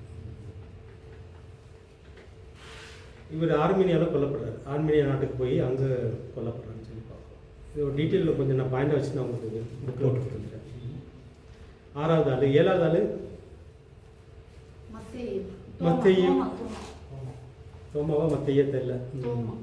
ஓகே, இது எந்த லிஸ்ட்டில் வச்சுருக்கீங்கன்னு தெரியல. இது வந்து வயசு அடிப்படையில் வைக்கலாம் அல்லது மற்ற முக்கியத்துவத்தின் அடிப்படையில் வைக்கலாம். இப்போதைக்கு நீங்கள் மத்தையை வச்சுக்கோங்க. நான் என் லிஸ்ட்டு மத்தையும் இருக்குது. இந்த மத்தையை பற்றி நம்ம ஏற்கனவே பேசிட்டோம். இவர் யார்? மத்தேயு. இவர் புக்கு எழுதினவர், மத்தேயு புஸ்தகத்தை எழுதினவர். இயேசுடைய 12 சீசரில் ஒருத்தர். முக்கியமாக அவர் வந்து வரி வசூல் செய்தவர். இவர் வந்து ரோமர்களுக்கு க்ளோஸாக இருக்கிறாங்க. இந்த வரி வசூல் செய்கிறவங்க வந்து ரோமர்கள் கூட சேர்ந்து, ரோம அதிகாரிகளோட சேர்ந்து க்ளோஸாக இருப்பாங்க. ஏன்னா அவங்களுக்கு கிடைக்கிற பங்கு, இந்த லஞ்சம் இதெல்லாம் அவங்களுக்கு இருக்கும். அந்த மாதிரி க்ளோஸாக இருந்தவர். இவருக்கும் ஆப்போசிட்டாக ஒரு சீசரை பற்றி சொல்லுவாங்க. மத்தேயு வந்து ரோம அதிகாரிகளோட க்ளோஸாக இருந்து இயேசுக்கு சீசன் ஆனவர். இன்னொருத்தர் வந்து ரொம்ப ரோமருக்கு ரொம்ப ஆப்போசிட்டாக இருந்து சீசன் ஆன ஒருத்தர் இருக்கிறார். அவர் யாரு? லூக்கா வந்து சீசர் ஆகலை. 12 பேர் ஒருத்தர் இல்லை. நம்ம 12 பேரை மட்டும் பார்க்க வைப்போம். கொஸ்டின் வந்து என்னென்னா, இந்த மத்தேயு வந்து ரோம அதிகாரிகளுக்கு க்ளோஸாக இருந்தவர். ஏன்னா இவர் வந்து வரி வசூலிக்கிற வேலை செஞ்சவர். மேலே ஒரு அதிகாரி இருப்பாங்க, கீழே இவர் வந்து வசூலித்து கொடுக்கணும். அந்த க்ளோஸாக இருந்தவர், ரோம அதிகாரியோட க்ளோஸாக இருந்தவர். இன்னொருத்தர் வந்து ரோம அதிகாரிகளுக்கு வந்து எதிர்த்தவர். ரோம அதிகாரிகளை பார்த்தாலே பிடிக்காது. அந்த மாதிரி இருந்தவரும் இது 2 கான்ட்ராஸ்ட்ன்றதுக்காக சொல்கிறோம். அதாவது சீசர்களே இருந்து பார்த்தீங்கன்னா பல விதமான சீசர் வந்தாங்க. அதில் வந்து இவர் மத்தேயு வந்து ரோம அதிகாரியோடைய க்ளோஸாக இருந்து இயேசுக்கு சீசர் ஆனவர். இன்னொருத்தர் வந்து ரோம அதிகாரிகளுக்கு எதிரியாக இருந்து சீசர் ஆனவர். பேதுருவா. சைமன் த செலட்னு வரும். இந்த செலட்ன்ற அர்த்தம் தான் தீவிரவாதி. அவர் சீமோன் செலாத்தேவ தமிழ் என்ன வரும்? செலாத்தே சீமோன். அவர் வந்து தீவிரவாதியாக இருந்தார். தீவிரவாதியான சீமோன். அவருக்கு இவருக்கு கான்ட்ராஸ்டாக இவர் வந்து ரோமர்களுடைய க்ளோஸாக இருந்தது மத்தேயு. அவரும் இயேசுக்கு சீசராக மாறுறாரு. மாறுறதுக்கப்புறம் வித்தியாசமாக இருக்குது. ஆனால் இன்னொருத்தர் வந்து அந்த சீமோன்றவர், இன்னொரு சீமன். இந்த சீமனுக்கு ஏன் செலாத்தே அப்படின்னு வந்துச்சுன்னா, செலட் அவர் வந்து தீவிரவாதி. முன்னாடி அவரை பற்றி நிறைய எழுதப்படல. நான் குறிப்பாக நம்ம அதை பார்க்கணும். அதுக்கப்புறம் தோமா. இவர் வந்து இந்த லேவி மத்தேயு வந்து பெர்சியாவில் உதவி செய்கிறாரு. எத்தியோப்பியில் மரணம் அடைஞ்சதாக எக்ஸ்ட்ரா. மத்தேயு கூட பிறந்தவங்க யாராவது இருக்கா? அல்பேயின் குமாரன்னு சொல்லி 2 வருது. அல்பேயின் குமார் வந்து இவங்க 2 பேர் தான், யாக்கோபு யோவான் தாங்க. மத்தேயுக்கு என்ன? யாக்கோபு யோவானுடைய மத்தேயுடைய இன்னொரு பேர் தான் லேவி. இப்போ வந்து இந்த லேவி, இந்த மார்க்கும் லூக்காவும் இவரை லேவின்னு தான் எழுதிப்பாங்க. அதனால் நம்ம கொஞ்சம் குழப்பம் வரும். புதிய மொழிபெயர்ப்பில் அதெல்லாம் நம்ம சேர்த்து போட்டிருக்கோம். அதனால இங்கே நான் லேவின்னு சேர்த்து போட்டிருக்கேன். இவர் வந்து லேவி குலத்துக்காரராக இருந்திருக்கலாம், அல்லது பேர் லேவியாக இருந்திருக்கலாம். மத்தேயுன்ற பேர் கிடைக்குது. மத்தேயு வந்து ஒரு ரோம் அஃபீஷியல் நேமாக இருந்திருக்கலாம். இது வந்து ஹீப்ரூ நேமாக இருந்திருக்கலாம், லேவின்றது. அவருக்கு 2 பேர் இருக்குது. ஆனால் இவரை பற்றி மார்க் எழுதும்போது, லூக்கா எழுதும்போது லேவின்னு தான் எழுதியிருப்பாங்க, மத்தேயுன்னு எழுதிக்க மாட்டாங்க. அதனால நம்ம கொஞ்சம் பழக்கம். இந்த 2 பேர் அல்பேயின் குமார் ஏதோ மத்தேயு கூட பிறந்தவங்க மாதிரி யாரோ ஒரு லிஸ்ட் சொல்றாங்க. சரி, கண்டுபிடிச்சா பாருங்க. ஆனால் எனக்கு அல்பேயுடைய மகன் வந்து இவங்க 2 பேர். இந்த யாக்கோவும் யோவான் தான் அல்பேயுடைய.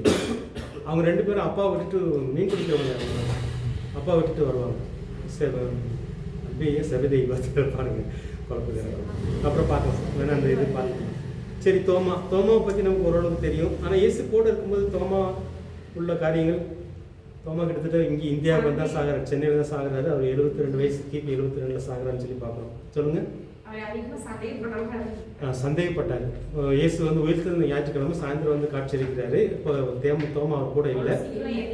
நான் வந்து நம்ப மாட்டேன், நான் தொட்டு பார்க்கணும் அப்படின்ற மாதிரி சந்தேகம். அதில் ஒரு ஃபேமஸ். வேற இயேசு கூட இருக்கும்போது ஏதாவது இவருடைய பேர் வெளியில் வந்திருக்குதா?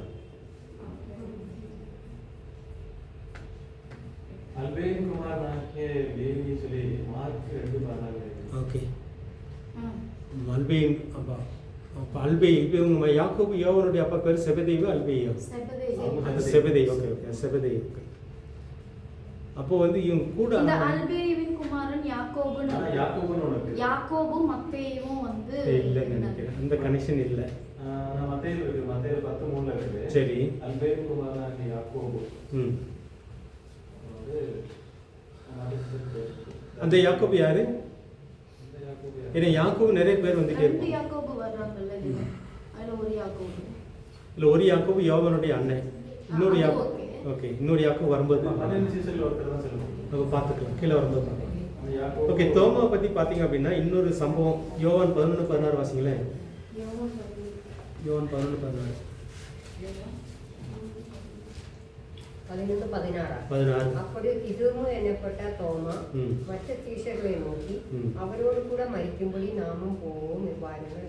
இந்த சம்பவம் மட்டும்தான் என் தோமம் பற்றி எழுதப்பட்டிருக்கு. இயேசு கூட இருக்கும்போது நடந்த சம்பவம். இப்போ வந்து இயேசு வந்து எருசலேம் போகலாம் வாங்கன்னு கூப்பிட்றாரு. மற்ற சீசெல்லாம் பயப்படுறாங்க. மற்ற சீசர் என்ன சொல்கிறாங்க, இப்போ தானே உங்களை கொல்ல பார்த்தாங்க, திரும்ப அங்கே போகலான்ட்டீங்களே அப்படின்னு. அப்போ தோமா சொன்ன ஒரு கருத்து இது, வாங்க நம்மளும் போகலாம், நம்மளும் அவர் கூட சாகலாம் அப்படின்ற மாதிரி. ஸோ அங்கே நல்ல ஒரு தைரியமான தோமாவை பார்க்குறோம். ஸோ இந்த சம்பவங்கள் தான் தோமா பற்றி சொல்லப்பட்டிருக்கு. அவர் வந்து இந்தியாவுக்கு முதல்ல வந்து கேரளாவுக்கு வந்தார், அதுக்கப்புறம் தமிழ்நாட்டில் கூலி செஞ்சார், சென்னையில் தான் அவர் மரித்தார்னு சொல்லி பார்ப்போம்.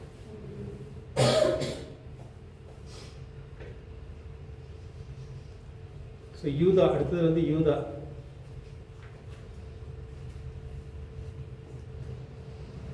ஒன்பதாவது ஆளுக்கு யூதா. யூதான்ற பேருக்கு அர்த்தம் வந்து தைரியமானவன்.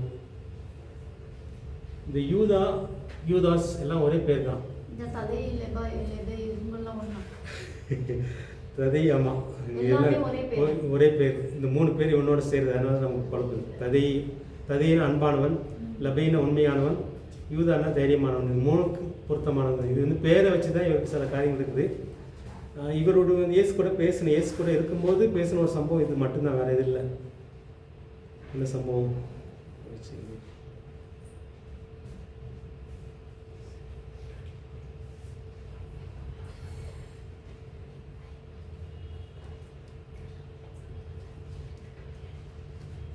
யோவான் 14:22 வாசிங்க. அதில் மட்டும்தான் இவருடைய பேர் வருது, இவருடைய சம்பவம் இயேசு கூட இருக்கும்போது. 14:22. 14. இஸ்காரியோத் அல்லாத யூதா என்பவன் அவரை நோக்கி, ஆண்டவரே, நீர் உலகத்துக்கு உம்மை வெளிப்படுத்தாமல் எங்களுக்கு உம்மை வெளிப்படுத்த போகிற காரணம் என்ன என்றான். இந்த காரியத்தை கேட்கறது தான் இந்த யூதா. இஸ்காரியோத் அல்லாத யூதா அப்படின்னு ஏன் சொல்றாங்க, ஏன் யோவான் அப்படி எழுதுறாரு? இந்த 2 யூதா இருக்கிறாங்க, யூதாஸும் யூதா ஒன்று தான். அந்த 2 யூதாஸ் இருக்கிறதுனால இந்த யூதாஸ் வேற அப்படின்றதுக்காக இஸ்காரியோத் அல்லாத யூதான்னு எழுதுறாரு. அப்புறம் யோவான் 14:23 வாசிங்க, 22 வாசிங்க, அதுக்கப்புறம் அடுத்த வசனம். இயேசு அவனுக்கு பிரதியுத்தரமாக, ஒருவன் என்னில் அன்பாயிருந்தால் அவன் என் வசனத்தை கைக்கொள்வான், அவனில் என் பிதா அன்பாயிருப்பார், நாங்கள் அவனிடத்தில் வந்து அவனோடு பார்க்கணும். ஓகே, ஸோ இந்த ஒரு காரியம்தான். இவர் வந்து மெசபட்டோமியா, லிபியா, ஆர்மீனியாலெலாம் வந்து ஊழியம் செய்கிறாரு. எனக்கு ஒரு சந்தேகம், இது வந்து நம்ம யூதா, இந்த யூதா, இந்த இயேசுடைய தம்பி யூதா ஒருத்தர் இருக்கிறாரு, யூதாஸ் இருக்கிறாங்க. நான் வந்து நம்ம யூதா நிருபத்தை எழுதினவர், அந்த ஒரு சாப்டர் இருக்கும் பாருங்க, அதை எழுதினவர் இவர்னு சொல்கிறாங்க, சிலர் வந்து இயேசுடைய தம்பின்னு சொல்கிறாங்க. இதை வந்து நான் கிளாரிஃபை பண்ணுறேன். இந்த இடத்துல பார்க்கும்போது இவர் தான் அதை எழுதினார் அப்படின்ற மாதிரி சில குறிப்பு சொல்லுது. அந்த யூதான்ற ஒரு சாப்டரில் அந்த நிருபத்தை எழுதினவர் இந்த யூதா அப்படின்ற மாதிரி. இவர் வந்து ஈரானில், பெர்சியா, பழைய பேர் பெர்சியா, இப்போ ஈரானில் கொல்லப்படுறாரு. ஈரானில் ஒளி செஞ்சு ஈரானில் கொல்லப்படுறாரு. இவருடைய வயசு அல்லது எந்த வருஷம் சாகுறாருன்னா 65, கிட்டத்தட்ட 60. எல்லாருமே அந்த 60 சில்லறையில் செத்துறாங்க.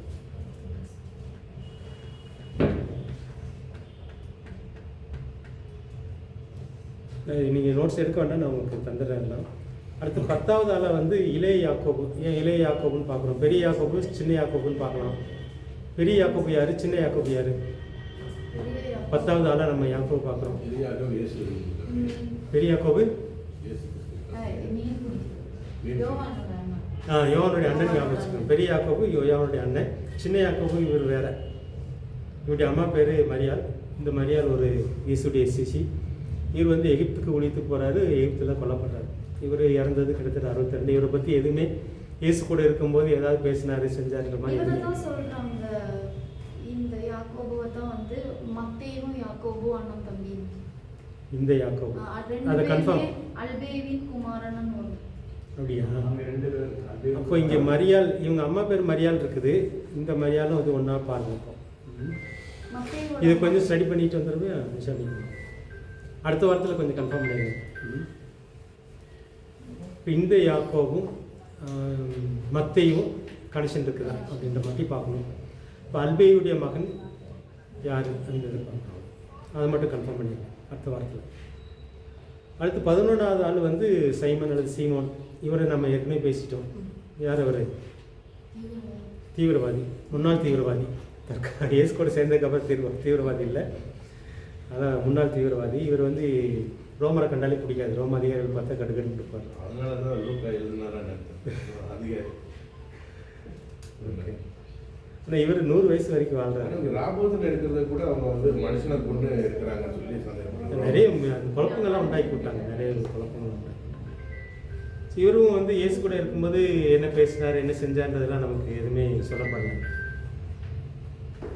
இது வந்து நம்ம எக்ஸ்ட்ரா ஹிஸ்டாரிக்கல் புக், அதாவது வேதம் அல்லாது இவங்க சரித்திர புஸ்தகத்தில் இவங்களை பற்றி என்ன இருக்குன்னு பார்த்து நம்ம பார்க்க போகிறோம்.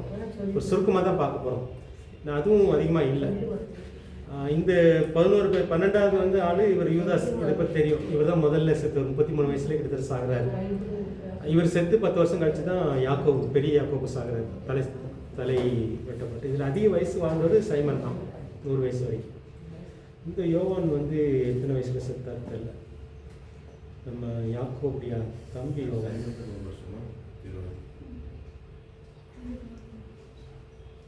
யாக்கோபுடைய தம்பி யோவான், அவர் 98 கிட்ட, கிபி 98. அப்போ வந்து யாக்கோபுடைய இந்த தம்பி யோவான், இயேசு பிரியமான இந்த யோவான் வந்து 98. அதுக்கப்புறம் தான் சைமன் அந்த சீமோன் சாகுறார் கிபி 100. ஸோ அவங்க இறந்த வருஷத்தின் அடிப்படையிலும் நீங்கள் ஒரு லைனாக வச்சு பார்க்கலாம். யூதாஸ் தான் ஃபஸ்ட்டு 33 வயசுல போயிடான்னு சொல்லி பார்க்கலாம். யூதையா, இவர் தான் யூதை நாட்டுக்காரு. மற்ற எல்லாருமே கல்யாணம், மீதி 11 பேருமே கலிலேயா. அதில் 5 பேர் ஒரே ஊருக்காரங்க. எந்த ஒரு ஃபேமஸ்ஸு? நாசரேத்து இயேசு வளர்ந்தவர். கப்பர்நகூம். இந்த பேதுரு, அந்திரேயா, யோவான், யாக்கோபு, இன்னொருத்தர் யாருன்னு தெரியல. இவங்க 5 பேருமே மத்தேயின்னு நினைக்கிறேன், இந்த லேவி மத்தேயி. இவங்க 5 பேருமே கப்பர்நகூம்காரங்க. இயேசு அதிகமாக அந்த 3 வருஷ ஊழியத்தில் அதிகமாக தங்கின ஊர் அந்த ஊர் தான். கப்பர்நகூம்ல தான் தங்குறாரு. அதிகமான அற்புதம் செஞ்ச ஊரும் கப்பர்நகூம் தான். கடைசியில் இயேசு புலம்புவார் அந்த ஊரை பார்த்து, ஏன் புலம்புறாரு? இதெல்லாம் நம்ம புரிஞ்சுக்கிறதா சொல்லணும். அந்த அப்போஸ்தலர் நடவடிக்கைக்குள்ளே வரும்போது அற்புதங்களை நம்ம முக்கியப்படுத்தணும், அதிசயங்கள் அற்புதங்களை. ஆனால் இயேசு நிறைய அற்புதம் செஞ்ச ஊர் கப்பர்நகூம். இந்த 5 பேர் பிறந்த ஊர், 5 பேர் வளர்ந்த ஊர், இயேசு அதிகமாக தங்கின ஊர். பேதர் வீட்டுக்கு முன்னாடியெல்லாம் நிறையா கூட்டம் கூடியிருக்குது, நிறைய பேரை குணப்படுத்தியிருக்குது. அந்த ஊரில் குணப்படுத்தாதவங்க யாரும் இருந்திருக்க மாட்டாங்க, அந்த மாதிரி ஒரு ஊர். ஆனால் இயேசு அந்த ஊரை பார்த்து கடைசியில் புலம்புவார். கப்பர்நகூம் ஏன் புலம்புறாரு? சபிக்கிறாருன்னு சொல்லுவாங்க. ஆக்சுவலாக வந்து அது ஒரு புலம்பல் தான். நான் இவ்வளோ அற்புதம் செஞ்சேனே, இவ்வளோ அற்புதம் செஞ்சேனே, ஏன் மனம் திரும்புறேன்னு சொல்லுவேன். அங்கே அற்புதம் அவங்களுக்கு நடந்தால் கூட மனம் திரும்புறது ரொம்ப கம்மி. ஓன்ட்ட பண்ண அற்புதத்தை நான் சோதம் குமாரில் பண்ணியிருப்பேன்னா இந்த மனம் திரும்பி போயிருப்பான் அப்படின்னு சொல்லுவாங்க. ஸோ அதனால் அற்புதத்தை நம்ம எதிர்பார்க்கும் போது இதையும் மனசில் வச்சுக்கணும். எனக்கும் ஒரு இதானது. சில நேரத்தில் அற்புதம் நம்ம யோசிப்போம். அற்புதம் ரொம்ப முக்கியம் இல்லை. அற்புதம் வந்து இயேசு தான் தேவன், இயேசு வந்து இன்னும் உயிரோடு இருக்கிறார், இயேசு நமக்குள்ளே செயல்படுகிறான்ற ப்ரூஃப் பண்ணுறதுக்கு அற்புதம் நிச்சயம் வேணும். அந்த அற்புதம் இல்லாமல் நம்ம வந்து இயேசு உயிரோடு இருக்கிறாரு, என் கூட செயல்படுறாரு, என் மூலமான்றது நிரூபிக்க முடியாது. ஆனால் அற்புதத்தை வந்து ரொம்ப முக்கியத்துவப்படுத்தவும் கூடாது. இந்த கப்பர்நகூம் ஊர்லேருந்து 5 சீசர்கள் வந்தாங்க. அங்கே தான் எல்லாருமே அற்புதத்தை அனுபவிச்சிருக்கலாம். கிட்டத்தட்ட 100-195% அற்புதம் பெற்றவங்களாக இருப்பாங்க. ஆனால் மன திரும்பினவங்க ரொம்ப ரொம்ப கம்மி. ஸோ அதனால் அற்புதத்தை விட பெரிய அற்புதம் இது, ஒருத்தர் மனம் திரும்புறது. ஸோ அதை நம்ம மனசில் வச்சுக்கலாம். வேறு ஏதாவது இப்போ 12 பேரில் ஒருத்தர் இப்படி போயிட்டார், மன திரும்பாமல் போயிட்டார். ஓகே, வேறு ஏதாவது உங்களுக்கு இதில் கேட்க விரும்புறீங்களா? 12 பேரை பற்றி நம்ம சுருக்கமாக பார்த்தோம். இல்லை, மத்தியாசம் வந்து சீட்டு போட எடுத்தாங்க. ஓகே, இவங்களா சேர்ந்து. ஆனால் பவுலை வந்து கடவுளே ஜீசஸே எடுத்தாரு. இது வந்து நமக்கு இன்னும் புரியலை, நம்ம பரலோகம் போனால் தான் புரியும். அதாவது இதோட கனெக்ஷன் எங்கே பார்த்தோம் அப்படின்னா, ஏசு சொன்னார், பேதர் கேட்குற நான் எல்லாத்தையும் விட்டுட்டு வந்து எங்களுக்கு என்ன கிடைக்கும்ங்கும்போது, நீ என் கூட சேர்ந்து இஸ்ரவேல் சமுதாயத்தை ஆளுகை செய்வ, ஒரு கோத்திரத்துக்கு ஒரு தலைவராக இருப்போம் அப்படின்றதான். ஒரு கோத்திரத்துக்கு ஒரு தலைவராக அவங்க இருக்க போகிறாங்க நியாயஸ்தலத்தில். ஒரு இயேசு நீதிபதியாக இருக்கும்போது இஸ்ரவேல் சமுதாயத்தை இவங்க 12 பேர் தான் நியாயம் தீர்க்க போகிறாங்க. அதில் யூதாஸ்க்கு பதில் மத்தயாஸ் இருப்பாரா பவுல் இருப்பாரான்றது பெரிய கேள்வி. ஏன்னா பவுல் வந்து அவர் கொஞ்சம் ஊழி செய்கிறார், யூதர்களுக்கு இஸ்ரவேலுக்கு ஊழி செய்கிறாரு. ஆனால் பிரதான ஊழி வந்து மற்றவங்களுக்கு அனுப்பணும். அவருக்குரிய இது வந்து வெளியில் தான் கிடைக்குன்ற மாதிரி என்னை பொறுத்தவரையில். இன்னொரு கனெக்ஷன் எங்கே இருக்குது அப்படின்னா, நீங்கள் புதிய எருசலேம் இறங்கி வருது, அதில் 12 வாசல், ஒவ்வொரு வாசலும் ஒவ்வொரு வைரக்கல்லாம் நடக்குது, அதில் ஒவ்வொருத்தர் பேர் இருக்குது. அதில் இவங்க 12 பேர் இருக்கும். சரி, இந்த 12 பேர் ரொம்ப முக்கியம். இந்த 12 பேர் தான் அஸ்திபாரம், சபைக்கு அஸ்திபாரம். இயேசு அஸ்திபாரம், இவங்க 12 மூளைக்கல்ன்ற மாதிரி. மத்தியாஸ் தான் வரணுன்றது மாதிரி எனக்கு. ஏன்னா மத்தியாஸ் பற்றி வெளியில் சொல்லப்படல. சிலர் என்ன சொல்லுவாங்க அப்படின்னா, இவர் வந்து சீட்டு போட்டு எடுத்ததுனால இவர் ஆண்டோடைய செலெக்ஷன் இல்லைன்னு சொல்லுவாங்க. ஆனால் அவங்க வந்து சீட்டு போடும்போது கூட ப்ரேயர் பண்ணுறாங்க, ஆனால் வசனத்தை அடிப்படையாக வச்சுக்கிறாங்க. ப்ரேயர் பண்ணுறதை விட வசனம். ஏன்னா யூதாஸை பற்றி ஒரு வசனம் இருக்குது. இது 1ஆம் அதிகாரம், அப்போஸ்தலர் 1ஆம் அதிகாரத்தில் நடக்குது. யூதாஸை பற்றி தீர்க்கதரிசி ஒருத்தர் எழுதி வச்சிருக்கிறார். அவனுடைய ஸ்தலத்தை, அவனுடைய ஸ்தானத்தை எழுந்து போனேன் அப்படின்ற அந்த வசனத்தின் அடிப்படையில் தான் 2 பேரை செலக்ட் பண்ணாங்க. அவசரப்பட்டாங்க. இந்த 2 பேரை செலக்ட் பண்ணும்போது இல்லை, இது நம்ம வெளியில் கேட்ட பிரசங்கத்தினால. ஆனால் இது வந்து மத்தையை பற்றி எழுதப்படலை. இப்போ மேலே பார்த்தோன்னா சீமோன் இந்த செலட்டை பற்றிலாம் பெருசாக எழுதப்படல. ஆனால் அவங்க எங்கேயோ ஊழியம் செஞ்சு மறைச்சிருக்காங்க. சபை வந்து பூர்ணமே படலையா, ரொம்ப நாளுக்கு அப்புறம் தானே பூர்ணப்படுது. தலைமை சபை வந்து பவுல் வந்து ஃபஸ்ட்டு பயணம் போயிட்டு வர்றாரு, அதுக்கப்புறம் வராரு, பின்ன பேருக்குள்ள சண்டை, அவங்களுக்குள்ளேயே ஒரு காஸ்பல் பூர்ணன்றது வந்து இயேசு வரும்போது தான் பூர்ணப்படும். எந்த சபை பூர்ணம் இல்லை. பிற்பாடு தலைமை சபைக்குள்ள அவங்க இன்னுமே யூதர் ஜாதி பார்த்துட்டு நம்ம அது போகும்போது பார்க்க போகிறோம். முதல் சபை வந்து எருசலேமில் தான் ஆரம்பிக்குது. அதில் கிட்டத்தட்ட 5000 பேர் விசுவாசிகள் இருக்கிறாங்க, தான் மேக்சிமம். அதுக்கப்புறம் ஸ்தேவானை கொண்டவொடனே எல்லாம் சிதறடிக்கப்பட்டுருவாங்க. இந்த 12 பேர் மட்டும் அங்கே இருப்பாங்க. மற்ற இந்த 7 பேர்லாம் அங்கே தான் சிதறடிக்கப்படுறாங்க. சிதறடிக்கப்படும் போது சமரியாவுக்கு போகிறாங்க, மற்ற இடங்களுக்கு போகிறாங்க. அங்கெல்லாம் சபைகள் ஆரம்பிக்குது. அதுக்கப்புறம் ஒரு இடம் ப்ராமினெண்ட் ஆகும். அது எந்த இடம்? இப்போ எருசலேம் முடிஞ்சு போச்சு, எருசலேம்லேருந்து எல்லாம் போயிட்டாங்க. அதுக்கப்புறம் இன்னொரு இடம் ப்ராமினெண்ட் ஆகும். அப்போஸ்தலர் நடவடிக்கை ஒரு முக்கியமானது அந்தியோகியா. இந்த அந்தியோகியா தான் சென்ட்ரல் மாறுது. கிறிஸ்தவங்க பேர் அங்கே தான் கிடைக்கும். இது வந்து அந்தியோகியா வந்து ஒரு கிறிஸ்டியன் சென்டராக மாறும். இந்த அந்தியோகியில் இருந்து தான் பவுலையும் பர்னபாவையும் மிஷினரி அனுப்புவாங்க. இந்த அந்தியோகியா இதுக்கு பல அர்த்தங்கள் இருக்குது, நம்ம பின்னாடி பார்க்கலாம். இதெல்லாம் வந்து அப்போஸ்தலர் நடவடிக்கைகள் வருது. இப்போ எருசலேம் முடிஞ்சு போச்சு. அந்தியோகியா வந்து ஒரு கிறிஸ்டியன், இந்த கிறிஸ்தவன்ற பேர் அங்கே தான் சொல்கிறாங்க. மற்றவங்க வந்து பேர் வைக்கிறாங்க, மற்றவங்க தான் பேர் கொடுக்குறாங்க. இந்த கூட்டத்துக்கு வந்து கிறிஸ்தவன்ற பேர். அந்தியோகியாவில் தான் மிஷினரி போவோம். பவுல் வந்து அந்தியோகியிலேருந்து மிஷினரி ஊழிட்டு போவார், வந்து அந்தியோகியில் ரிப்போர்ட் கொடுப்பார், திரும்ப போவார், திரும்ப வந்து ரிப்போர்ட் கொடுப்பார். ஸோ அந்தியாவை ஒரு சென்டராக மாறுது. நம்ம அப்போ பார்க்க போகிறோம். அதெல்லாம் இப்போ பார்க்குற இந்த 12 பேர். இப்போ வந்து அந்த 12 புதிய எருசலேமில் இருக்கிற 12 கல், வைரக்கல், அந்த வாசல், அதில் யார் பேர் இருக்கும்? இது வந்து நம்ம விவாதிக்க வேண்டிய தேவையில்லை. என்னை பொறுத்தவரை வந்து மத்தேயு தான் இருக்கணும். அதில் வந்து பவுலை கொண்டு வரதுக்கு வாய்ப்பு இல்லை. பவுலுக்கு வந்து புரஜாதிகளுக்கு அவர் தலைவராக இருப்பார். அவங்கவுங்களுக்குரிய ஒரு மதிப்பு கணத்தை தான் அது பிடிக்கும். யூதாஸ் வந்து எருசலேம்லேருந்து எடுத்தாங்க, மற்றவங்க பூரா வடநாட்டிலேருந்து, ஓகே, சமாரியாவிலேருந்து. அப்போ இவர் வந்து ரொம்ப தீவிர இதாக இருந்தார் இல்லையா, யூதா மார்க்கத்தை பின்பற்றுகிற யாரு? பவுல். பவுலை பற்றி நம்ம பார்க்கலாம். பவுல் வந்து அப்போஸ்தலர் நடவடிக்கையில் அதிகமான இடம் பவுல் தான். பவுலை வந்து அப்படி ஒரு சின்ன ஒரு ஏன் அப்படி நான் கேட்க வந்தேன்னா, சிலர் வந்து இந்த பவுலோட வேல்யூ குறைச்சிட்டு புதிய உடன்படிக்கைக்கு கொஞ்சம் ஆப்போசிட்டாக பேசுகிறவங்க இந்த இது பண்ணுறாங்க. ஏன்னா அப்படி இல்லை. அப்போ அந்த மத்தியாசப்பட்டு எங்கேயுமே பைபிள் வந்ததே பவுல்னால தான், கிறிஸ்து வெளிப்பட்டதே பவுல்னால தான். ஆனால் அதை வந்து கொஞ்சம் குறைக்கிறாங்க டாக்டரின் சம்மந்தமாக கொஞ்சம். இப்போ இந்த பேர் அப்போஸ்தலர்கள்ன்ற பேர் வந்து இந்த 12 பேருக்கு தான் போடணும். இந்த அப்போஸ்தலர்கள் தான் வந்து சபைக்கு வந்து இயேசு அஸ்திபாரம்னா இவங்க வந்து மூளைக்கற்கள் அந்த மாதிரி வச்சுக்கோங்க. அதனால தான் இந்த அப்போஸ்தல உபதேசம், அப்போஸ்தலர் இதெல்லாம் நிறைய திரும்ப நம்ம கேட்டுகிட்டே இருப்போம். இந்த 12 பேர் அப்போஸ்தலர்கள் வந்து இயேசு ஞானஸ்தானம் எடுத்ததுலேருந்து இயேசு உயிரோடு எழுந்து போகிற வரைக்கும் கூட இருந்துக்கணும். இதான் இந்த டெஃபினிஷன். இந்த அப்போஸ்தலர்களுடைய டெஃபினிஷனே பார்த்தீங்கன்னா, இவங்க தான் அப்போஸ்தலர். இந்த மத்தாயி அதில் ஒருத்தர். இயேசு ஞானஸ்நானம் எடுக்கும்போது கூட இருந்துக்கணும். இயேசு மேலே எழுந்து போகிறது வந்து அப்போ கூட இருந்துக்கணும். ஆனால் பவுல் இதில் வரல. பவுலுக்கு தன் அப்போஸ்தலராக சொல்லுவார். அவர் கொடுக்குற அப்போஸ்தல வரம் வேறு, அப்போஸ்தல ஊழியன்னு ஒன்று வருது.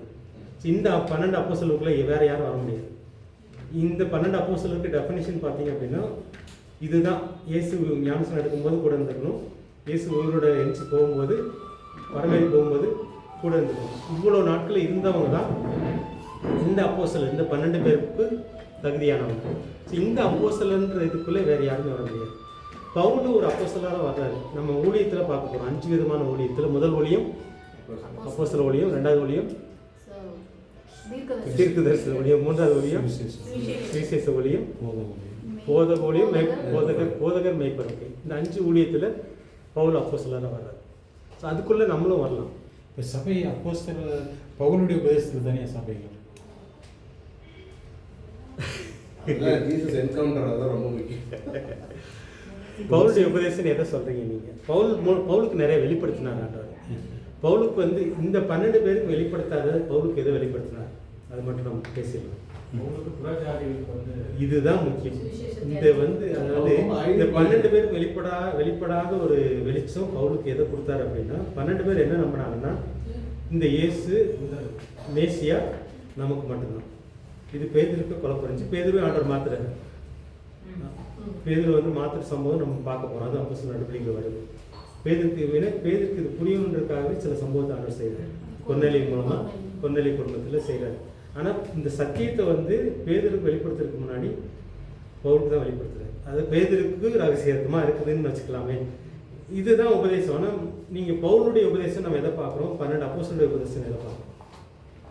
உபதேசம்னா என்ன?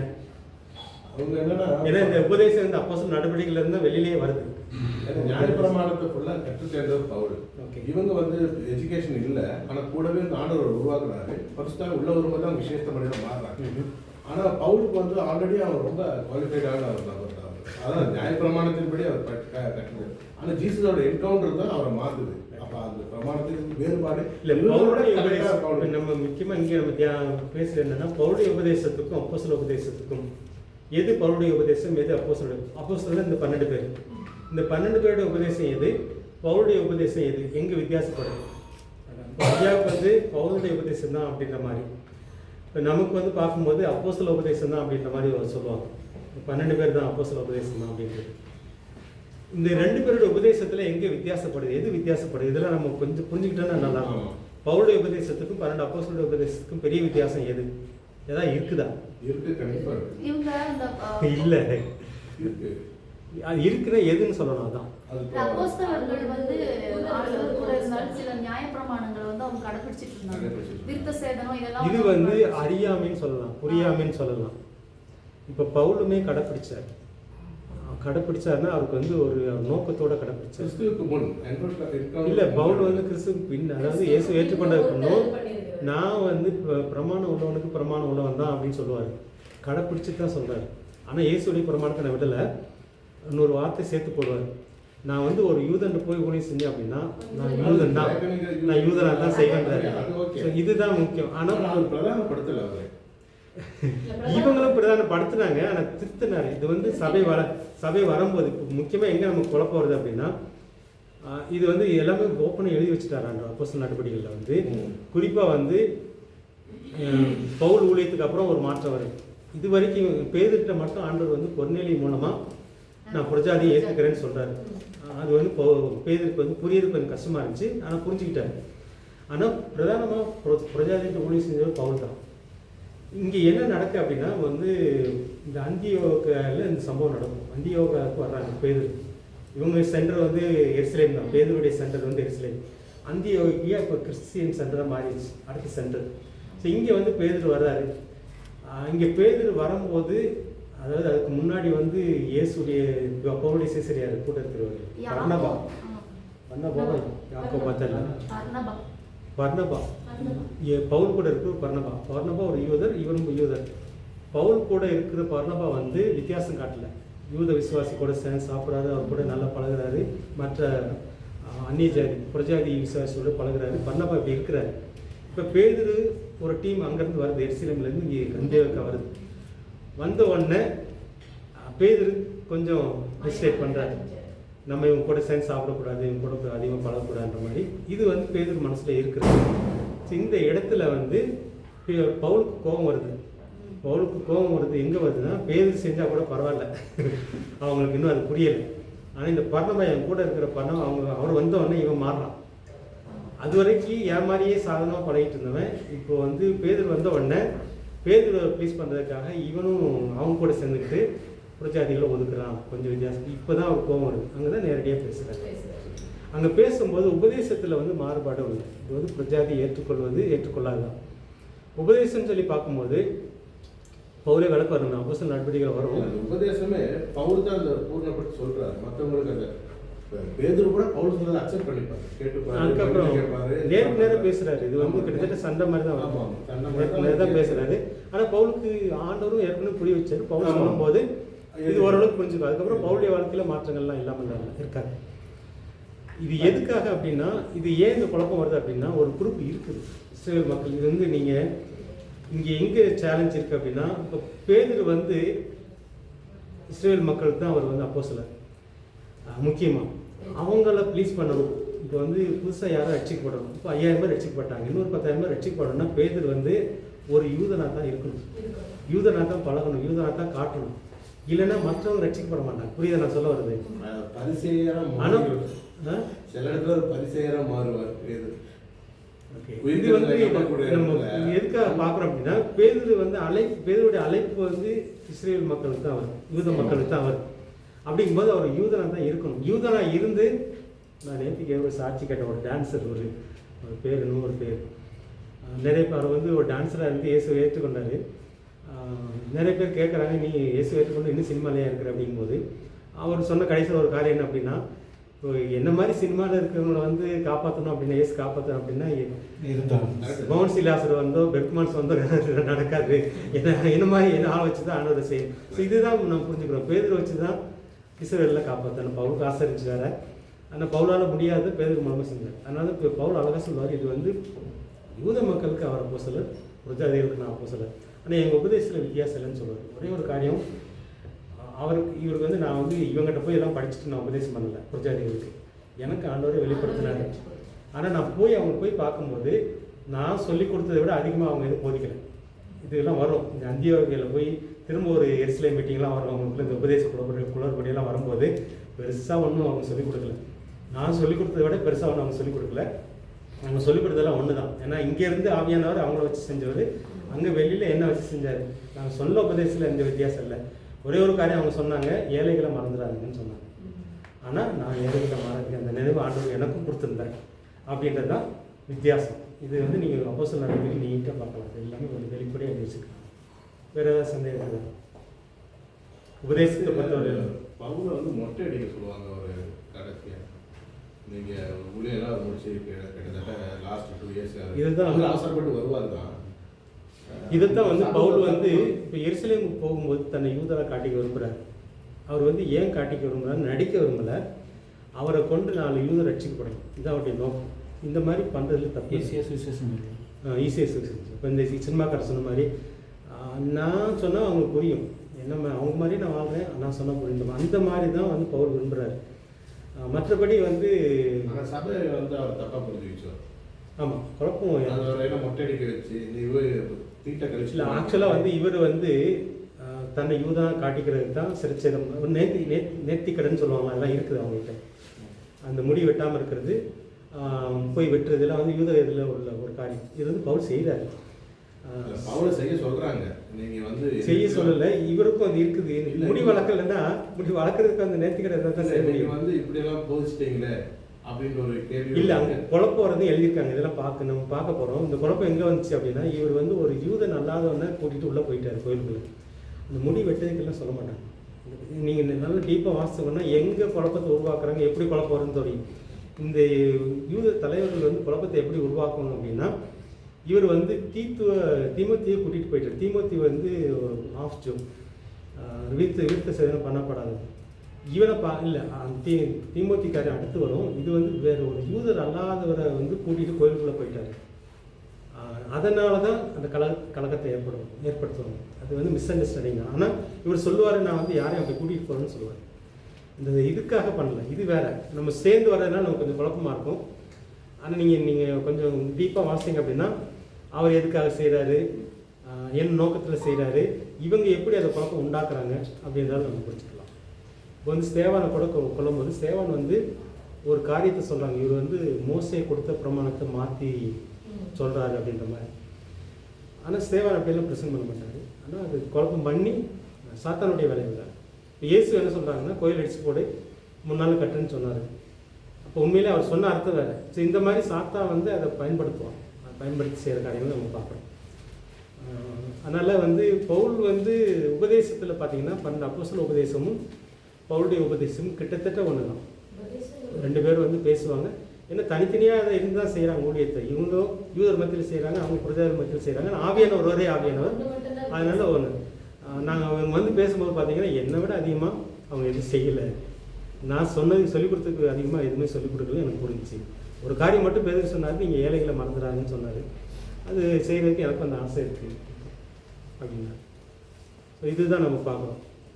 பவுலை வந்து அந்த 12 அப்போஸ்தலர்ல எடுக்க முடியாத ஒரே காரணம், அவர் வந்து இயேசு ஞானஸ்நானம் கூட எடுக்கும்போது கூட இல்லை, உயிர்த்தெழும்போது கூட இல்லை.